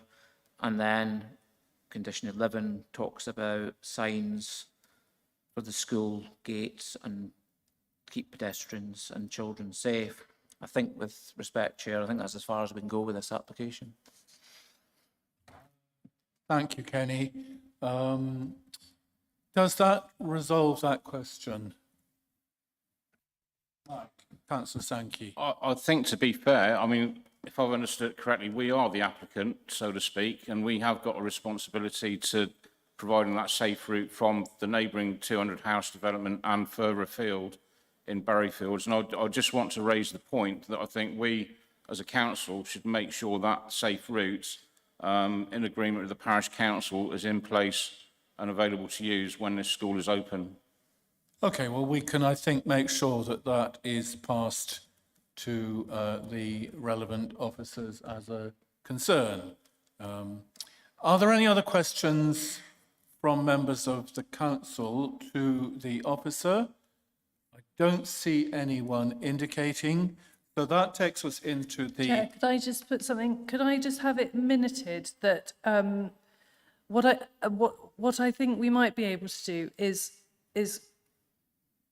maybe have a condition relating to the travel plan, because that could, if it's a properly worded condition, it could give us some leeway for discussion with the applicants to maybe explore that point further through having the travel plan through having the travel plan conditioned such that it was to be approved, that final details to be approved. Sorry, my brain's gone a bit, but I think there's something in there. So am I able to? Well, whoever moves the motion will be able to adopt that suggestion or not. But if members do adopt that suggestion, we will ask you for a wording of the condition. How's that? Okay, yeah. And Kenny wishes to add something. I hear what Jen's saying. I think we've got a condition that sets out the travel plan is acceptable as it stands. It's in part of the approved plans list. If there is scope to eke out a particular part in that travel plan, I think it's another planning informative to, because as Councillor Sankey correctly says, this application is the council's. We can set a planning informative as a direction to ourselves or to the highways team to look at the specific safe walking route. So not to have a conditional travel plan, because you've already got that. Yeah. You need to have the clear steer on what you're actually asking the highways and the education team to look at. Okay. Okay, well, we'll wait until somebody is moving something and we will come back to that. Are there any other questions from members of the council to the officers? I'm not seeing any hands. So that takes us on to the public participation. We don't have any objectors signed in. We have 2 supporters plus the Melksham Without Parish Council, whose objections and comments are in the report. So let's go first to Tom Molyneux Wright, who is the agent for the application. Thank you, Chair. So yeah, my name's Tom. I'm an Associate Director at DPP, the agent for the application in support of the proposal. I'll keep this brief. The proposal involves the construction of a 1-form entry primary school, include facilities for special educational needs and early years nursery provision, playing fields and associated infrastructure. As Jen covered, the outline permission for the school has previously been granted as part of the broader residential consent, so has previously established the principal of the school in this location.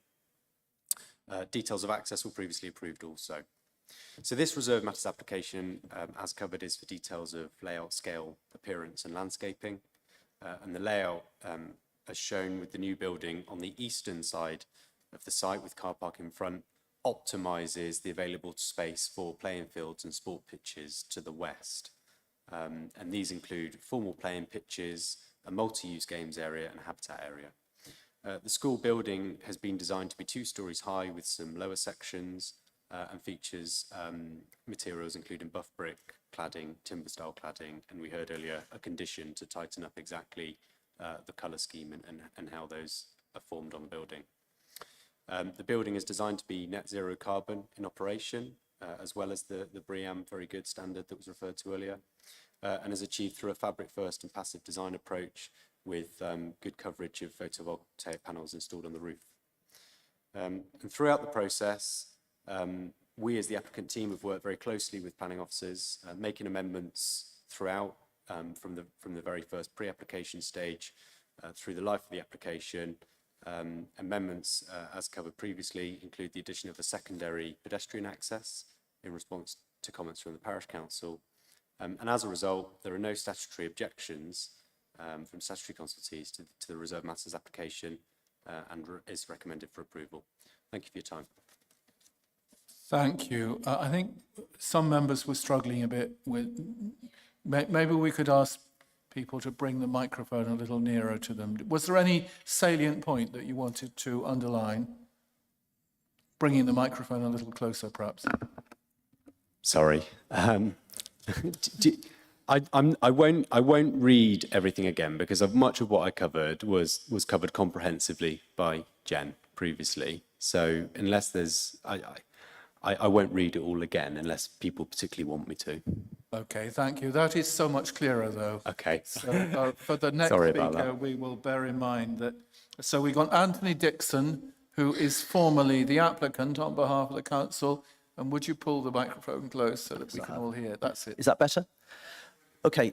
Hello, everybody. So, yes, my name's Anthony Dixon. I'm a Wiltshire Council officer. I manage the Education Capital Programme. And so for the purposes of this application, because it's a Reg 3, the council applying to itself, I'm the applicant.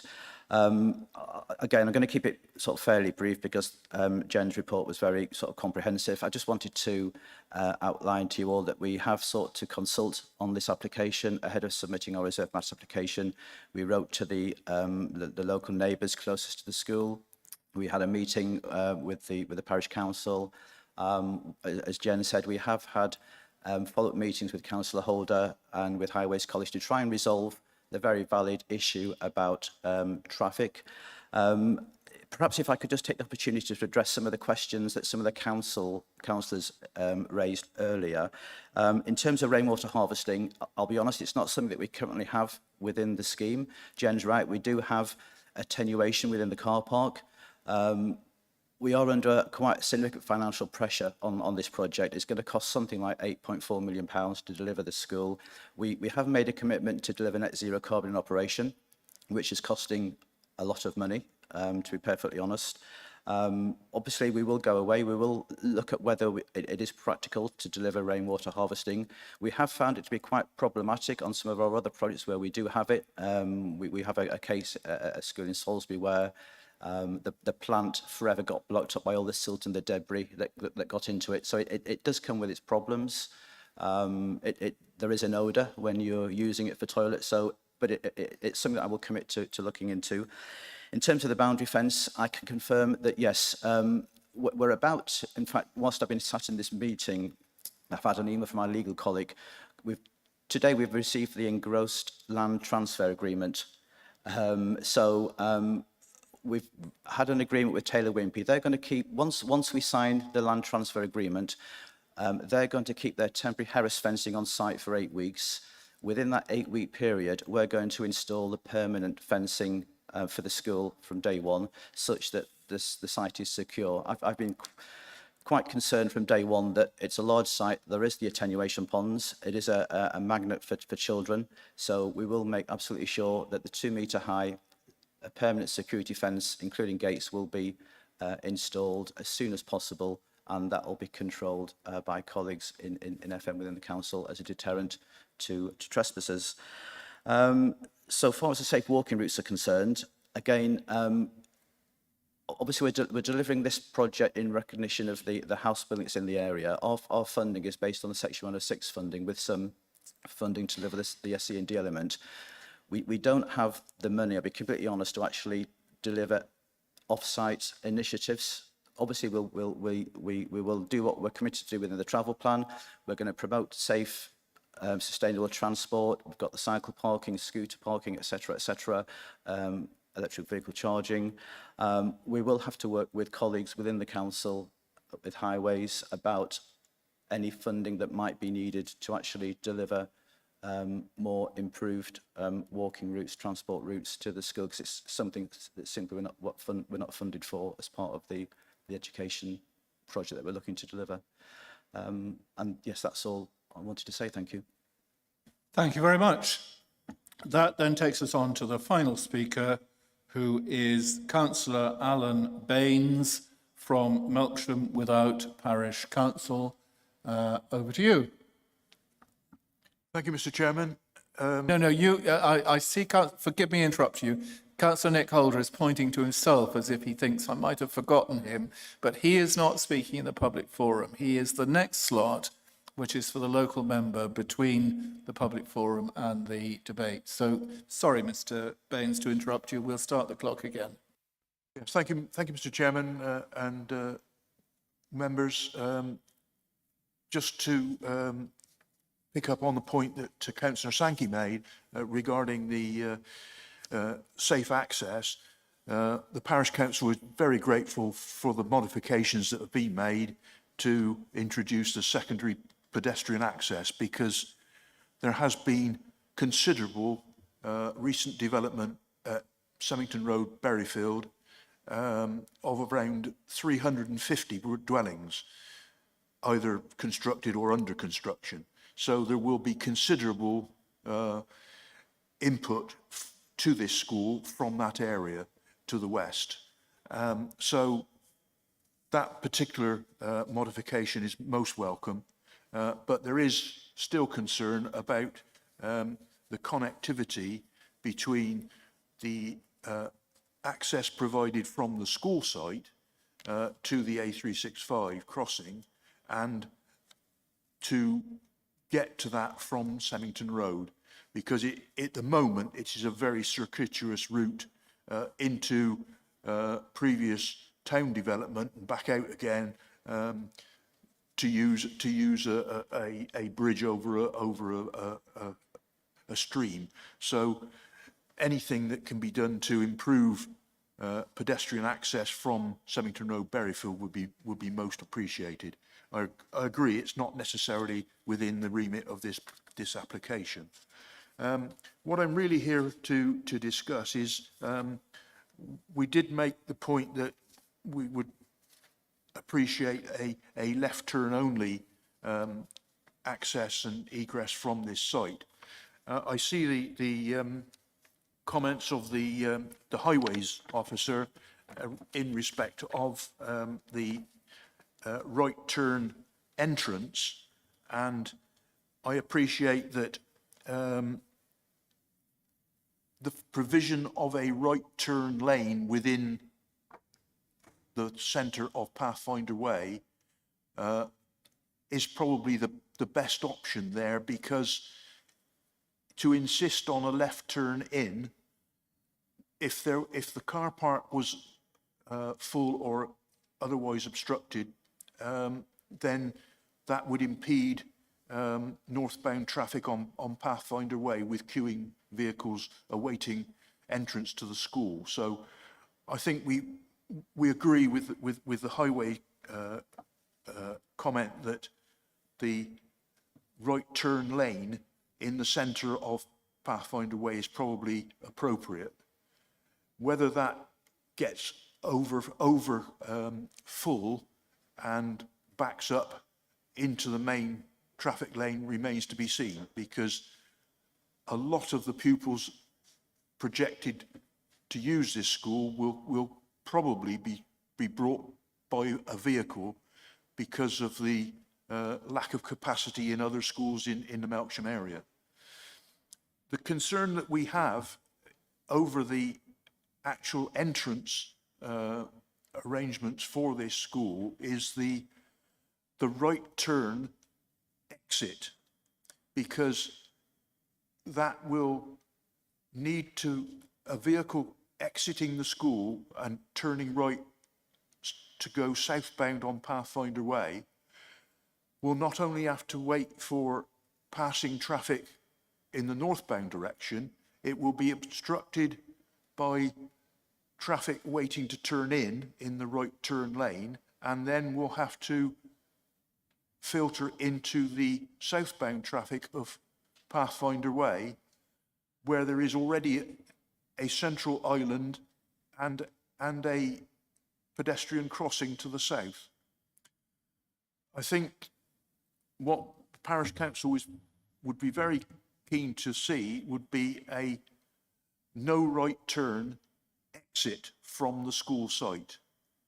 There is the adjacent main roundabout, so vehicles can turn left out of the school, go round the roundabout, and then back to southbound on Pathfinder Way. And although very few vehicles are likely to be needing to turn right out of there, a right turning vehicle will obstruct the exit of the school site completely whilst they wait for an opportunity to cross first the northbound traffic, find a way through the traffic waiting to turn into the school, and then merge with the southbound traffic. I think that's all I need to refer to. Thank you very much. Thank you, Mr. Baines, Councillor Baines. That takes us then. Before I go to the local member, I'm just going to see if Jen would like to respond to the main points raised by speakers in the open forum, who were nearly all in support of the application, apart from the concerns that are still coming from the Parish Council. Jen. Thank you, Chair. Thank you, Anthony, for confirming those. I didn't actually realise you were here. I was looking this way and didn't see you, so thank you very much for that. I did ask if at the very last minute today if Mark Wiltshire would come here, because but he hasn't picked up his emails or his messages, and I saw him earlier, but I think he's been showing us away for quite a while, so Mark isn't here. But during this application we discussed this this particular matter a few times, and the last time very directly, I think, and in depth in relation to the right-hand turn. And Mark's view was that simply wasn't necessary. It's been Highways' view throughout the whole application. It was raised at the very beginning, and shortly before I wrote the report, I asked him again, and it is Highways' firm view that the no right-hand turn is not required, and in Mark's view, it could actually cause other issues. The problem is I can't remember all the technical details that Mark was explaining, but he basically said when it's not busy, people, you know, will be able to use the right-hand turn quite easily. When it is busy, people probably won't be inclined to use it anyway, because it's just not a a desired way to go in when there's a lot of other cars around. He is of the view that people would naturally use the normal roundabout at busy times to go up and down, and he is the problem is that obviously he's not here to explain it in depth as he did to me several times, and I am not so technically minded as to be able to has he just walked in? Oh, can he? Yeah. And I can't remember, but I do know that we have talked about it many times, and Mark and Highways have always said. It's always worthwhile having the agenda in front of you, Jen. Right. So do we have Mark Wiltshire with us now? We don't know. No, I've tried to get hold of him, but to no avail, I'm afraid. Right. So the third last paragraph on page 72 covers what Mark has argued in terms of a no right line. So next time you come to committee, Jen, have the agenda. So I'll read out what Mark has advised. A left turn only junction was discussed. However, it was considered that this could create more problems and undermine road safety and traffic coming the other way. And it was agreed that this would not be required or supported in this location. There is a light controlled crossing just south of the school entrance, which will be adequate to achieve crossing of Pathfinder Way. So in terms of a no right turn, from a Highways perspective, it's just not justified. Thank you, Chair. Yeah. Thank you, Kenny. Well, anyway, members have heard the arguments on both sides there and will form a view as to whether they would like to go down that road, so to speak. That then is the wrapping up of the public forum. And we do now go to the local member, Councillor Nick Holder, who has come to join us for this application and will give us his thoughts with no time limit. Over to you, Councillor Holder. Beg your pardon, Councillor. Councillor Prickett's apologies. He has a hospital appointment. He's had to leave. Okay, right. Thank you for adding that in. Councillor Holder. Thank you, Chair. It's not often I'm allowed to come to this chamber with no time limit, but I won't abuse that privilege.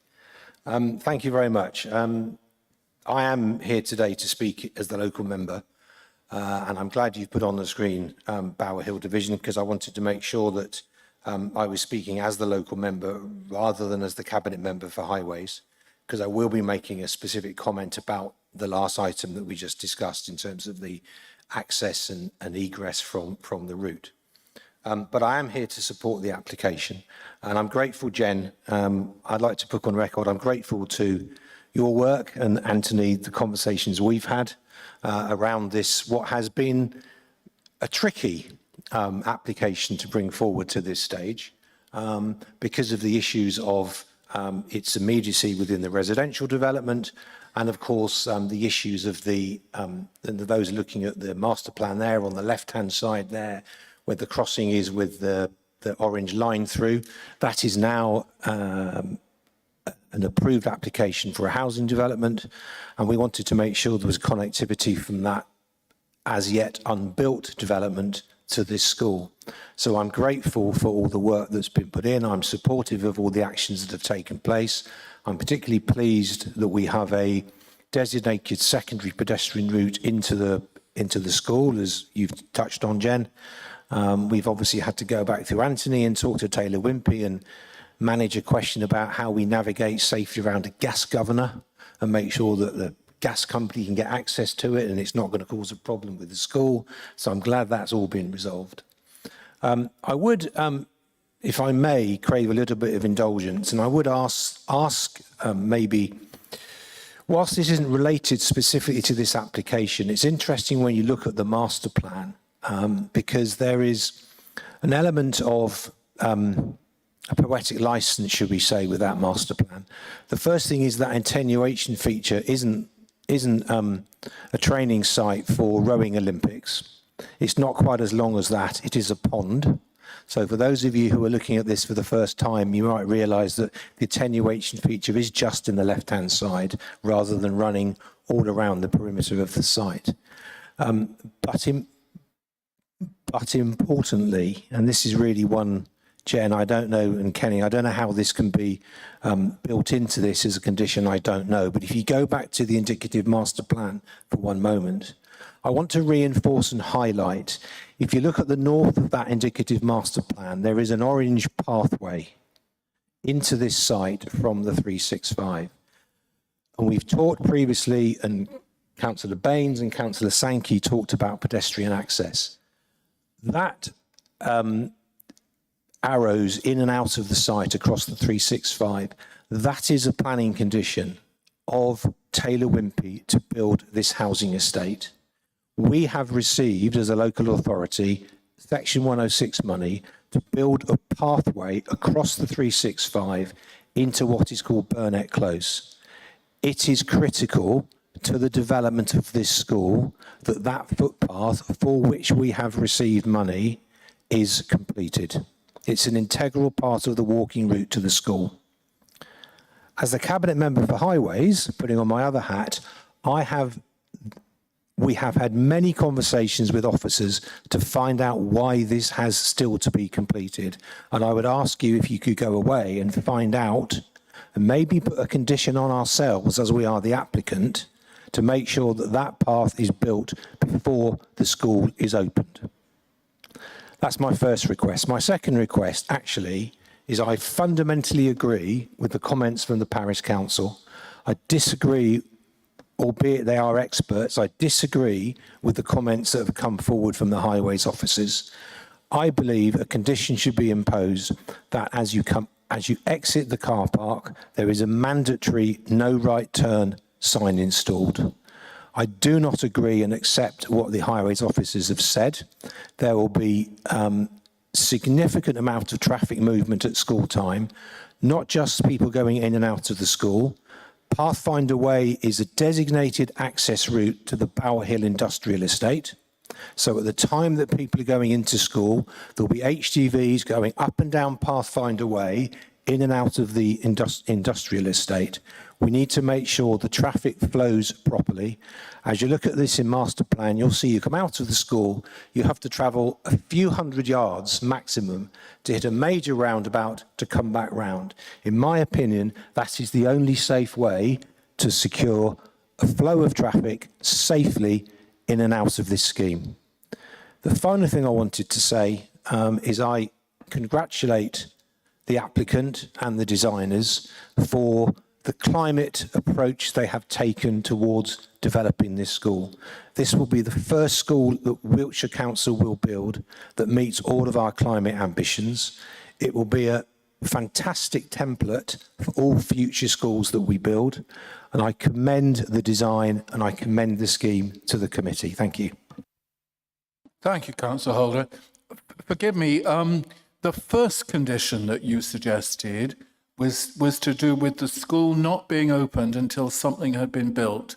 I'm probably a little stupid. Could you explain that a bit more clearly? Yeah, if you look at the... Then I'll go to the officers. If you look at the indicative master plan, where it shows some orange arrows coming across what is shown as the attenuation pond.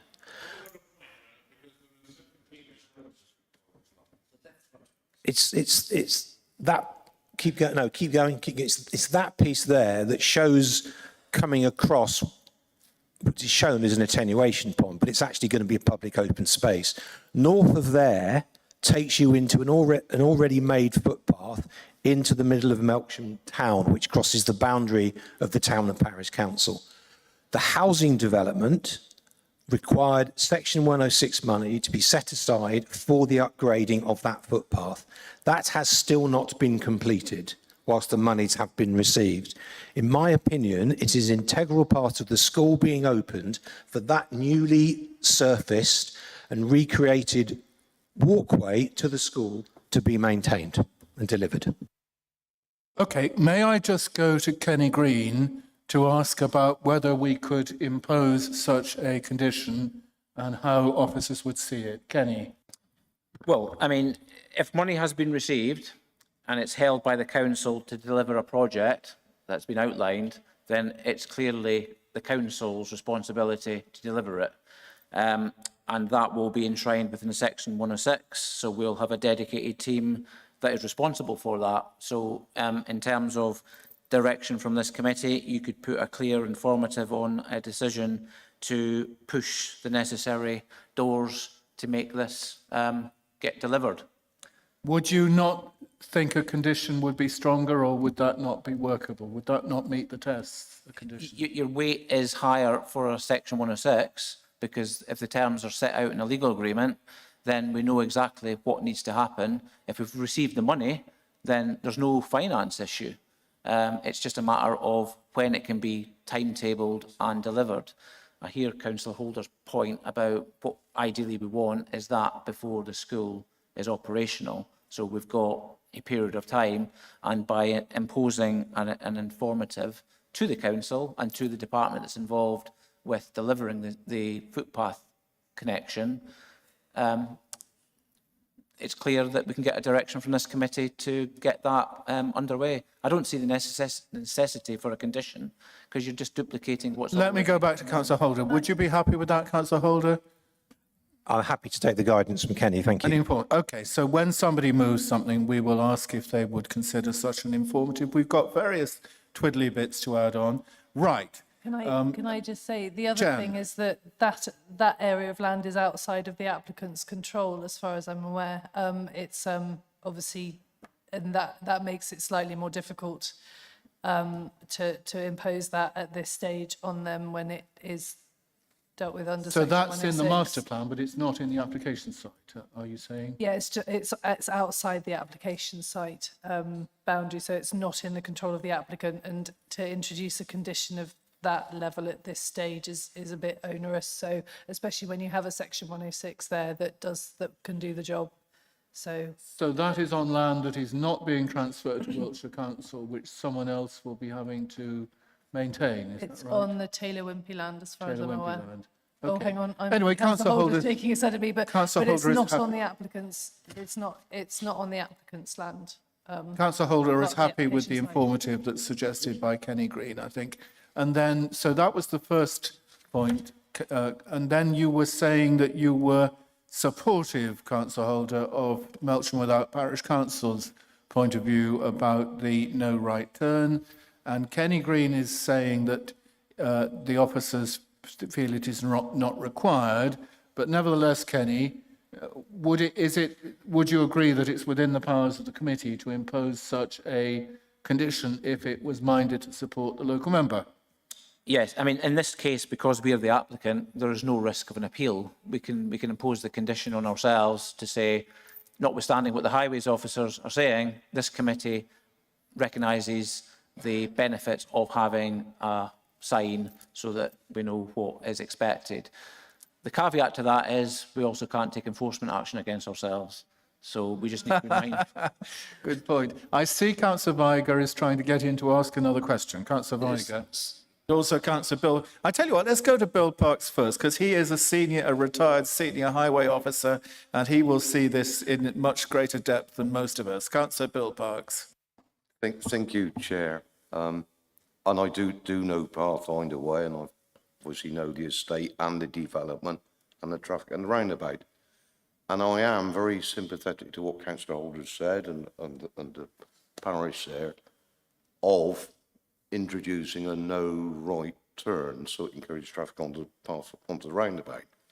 But I do wonder whether we're able to make it a physical no right turn with an island, because we know that human nature as it is, unless there's something that stops it, albeit a sign will not, they'll ignore it, and we can't put an order on there, a legal order, So I wondered whether we might just encourage a small island that physically forces a right turn. Okay, That's I my think we're thoughts. getting into the debate here, but let's go to Councillor Viger. I just was after clarification really from Jen or from Kenny. When it says the left turn only junction was discussed, but it was considered this could create more problems.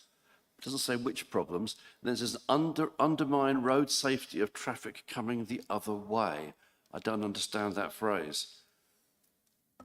Okay, well, let's it's a great pity we haven't got Mark Wiltshire with us. Jen Collins is saying that she was impressed by his loquaciousness, but that she can't remember in detail what exactly he was saying. Great pity we haven't got him with us. But there we are. If he's not here to stick up for his point of view, he may lose. We see Mr. Molyneux, right? Or is it Mr. Dixon? Mr. Yes. Dixon is able to help us out here. Mr. Dixon. Yes, just to let you know that currently as part of our scheme, rightly or wrongly, we do have a sign that says no right turn as you leave the school site. So vehicles leaving the school site under our current design proposals will have to turn left. Now, whether we've interpreted that wrongly from Mark's previous decisions, I don't know, but part of the scheme will not allow for cars to turn right from the school site onto Pathfinder Way. So the school planning team is persuaded by this argument in a way that the highway officers aren't, it seems. Well, if the school planning team is happy with the proposal, I think it's even less likely that we would upset people by following the advice of the local member. But we can discuss that when we get into the debate. Now, I think we've dealt with all of the questions. We've dealt with the input from the local member. We need to go into debate. We need somebody to move something. And I see Councillor Mike Sankey, who probably is the nearest thing we have to a local member. So I'm going to go to him first for him to move something. And you've heard, Councillor Sankey, all kinds of ideas for twiddly bits, informatives of various kinds, conditions of various kinds. We're going to wait to see what you move. Over to you, sir. Thank you, Chair. I'm anxious to get straight in before I lose my thread. As you said, there's been quite a lot to take in. Okay, well, I'm happy to move the officer's recommendation with a couple of buts. Firstly, I would like that motion to include the fact that we say there's no right turn on exit from the school for all the reasons we've heard. And that would be a condition which you would rely on officers to word, am I thinking? Yes, I believe Okay. so. And I'd also say, as an informative, as been suggested, that we, the applicant, the council, whichever way you wish to look at it, need to ensure that all safe walking routes that will serve that school are adequately in place using the Section 106 funds from the neighbouring developments, not just this one. So there is funding already available from those other developments, and that those walking routes are installed in the correct locations to best serve this new school. And that is an informative, I think. I believe that's the recommendation we had from the officer, to have that as an informative. Yeah. So that includes Bury Fields and Semmington Roads from all those directions. There was also an informative, I believe, we wanted to put in about rainwater harvesting, to look at the feasibility of that. I think Mr. Dixon said it might be possible, but the funding was the problem, really. Yeah. And also the possible smell. So we do need to fathom that a bit more. So an informative is more suitable than a condition. Thank you. And I think that's pretty much it. That's the recommendation which I'd like to... Yeah, the attenuation pond. And I gather from anyway. officers that we can't condition something outside the red line of the application site on land which we are not going to control. But we can insist on delivering what is provided for by the Section 106. So do you want to have an informative about the fencing, Councillor? If that's necessary to ensure that that attenuation pond is safely fenced, then yes, so be it. Okay, an informative about the safe fencing being required in time. Right, Councillor Davis would like to be the next speaker. Councillor Davis. I'd like to second that proposal in full, but I think linked with the no right turn, I agree with what Councillor Parks was saying earlier. It doesn't just have to be a sign saying no right turn.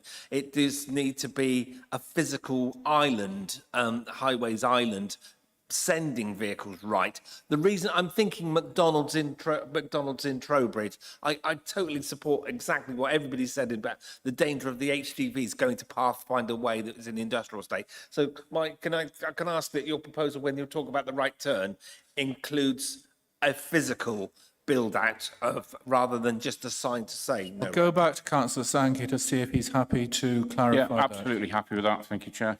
Okay, so officers are noting that in wording that condition, they need to include provision for a traffic island. Who is the next speaker? So we have a mover and a seconder. We have a motion moved and seconded. Does anyone wish to add anything before we go further in the Councillor Ernie Clark? Thanks, Jim. Just a very quick one. Going back to what the case officer was saying about the footpaths and land not being in part of the application, looking at the application plan site or whatever that's in the agenda, the bit where that left-hand orange line goes across the attenuation pond is shown as being part of the site. So can we not condition that the bridge is built? I'm sure Wiltshire Council isn't going to welch on itself, but let's go to Kenny. Is it possible or we could end not, up with Kenny? nothing again. I mean, if it's in the red line of the application site, then it is within the committee's gift to put a condition on. But I would just reiterate that if the delivery of that connection is already enshrined in the Section 106, we've already got that security that we know it has to be delivered. And if we've got the money, as Councillor Holder is saying, then it's just a matter of getting the timetable. So what I would suggest, Chair, from what I've heard, is that in terms of our planning informative, we need to set out the time frame for that delivery, which isn't necessarily a task for Mr Dixon, but it is for the council. And because we're issuing a decision on behalf of the council, the decision goes beyond just the applicant, because we've got money secured to deliver a clear facility that needs to be brought to fruition. So I'm suggesting that a planning informative is also referenced to draw attention to the fact that whatever money we've received, it needs to go to the right team to get this delivered. Okay, I'll go back to Councillor Sankey in a minute. Jen, did you have a slide that you had on the screen showing us where the red line is? Could you just go back to that? Is that the one there? And does that red line include the land that we're talking about? No. It doesn't appear to, does it? No. So does that change what you were just advising, Kenny? A planning informative, okay. It doesn't appear to be within the red line. Councillor Sankey. I'm happy with what's been said, so nothing... The informative as outlined by Kenny. Okay. Yeah. Well, officers can do the final wording of that, and Stuart Fagini will pick up what you are moving and what Andrew Davis is seconding. Does anyone else wish to add anything before we go to the vote on what has been moved and seconded and fettled? No. In that case, we'll go to the vote. All in favour, please show. 1, 2, 3, 4, 5, 6, 7, 8, 9, 10. Any against? I think we've only got 10 of us here. I think somebody left. So that is unanimous. Unanimous. Let's minute that it was unanimous. Thank you, everybody. That concludes the meeting. And thank you to Councillor Holder for coming and giving us his reasoned thoughts. And we'll see you all next time. Nick, could I possibly beg a word before you disappear? Have you got a couple of minutes?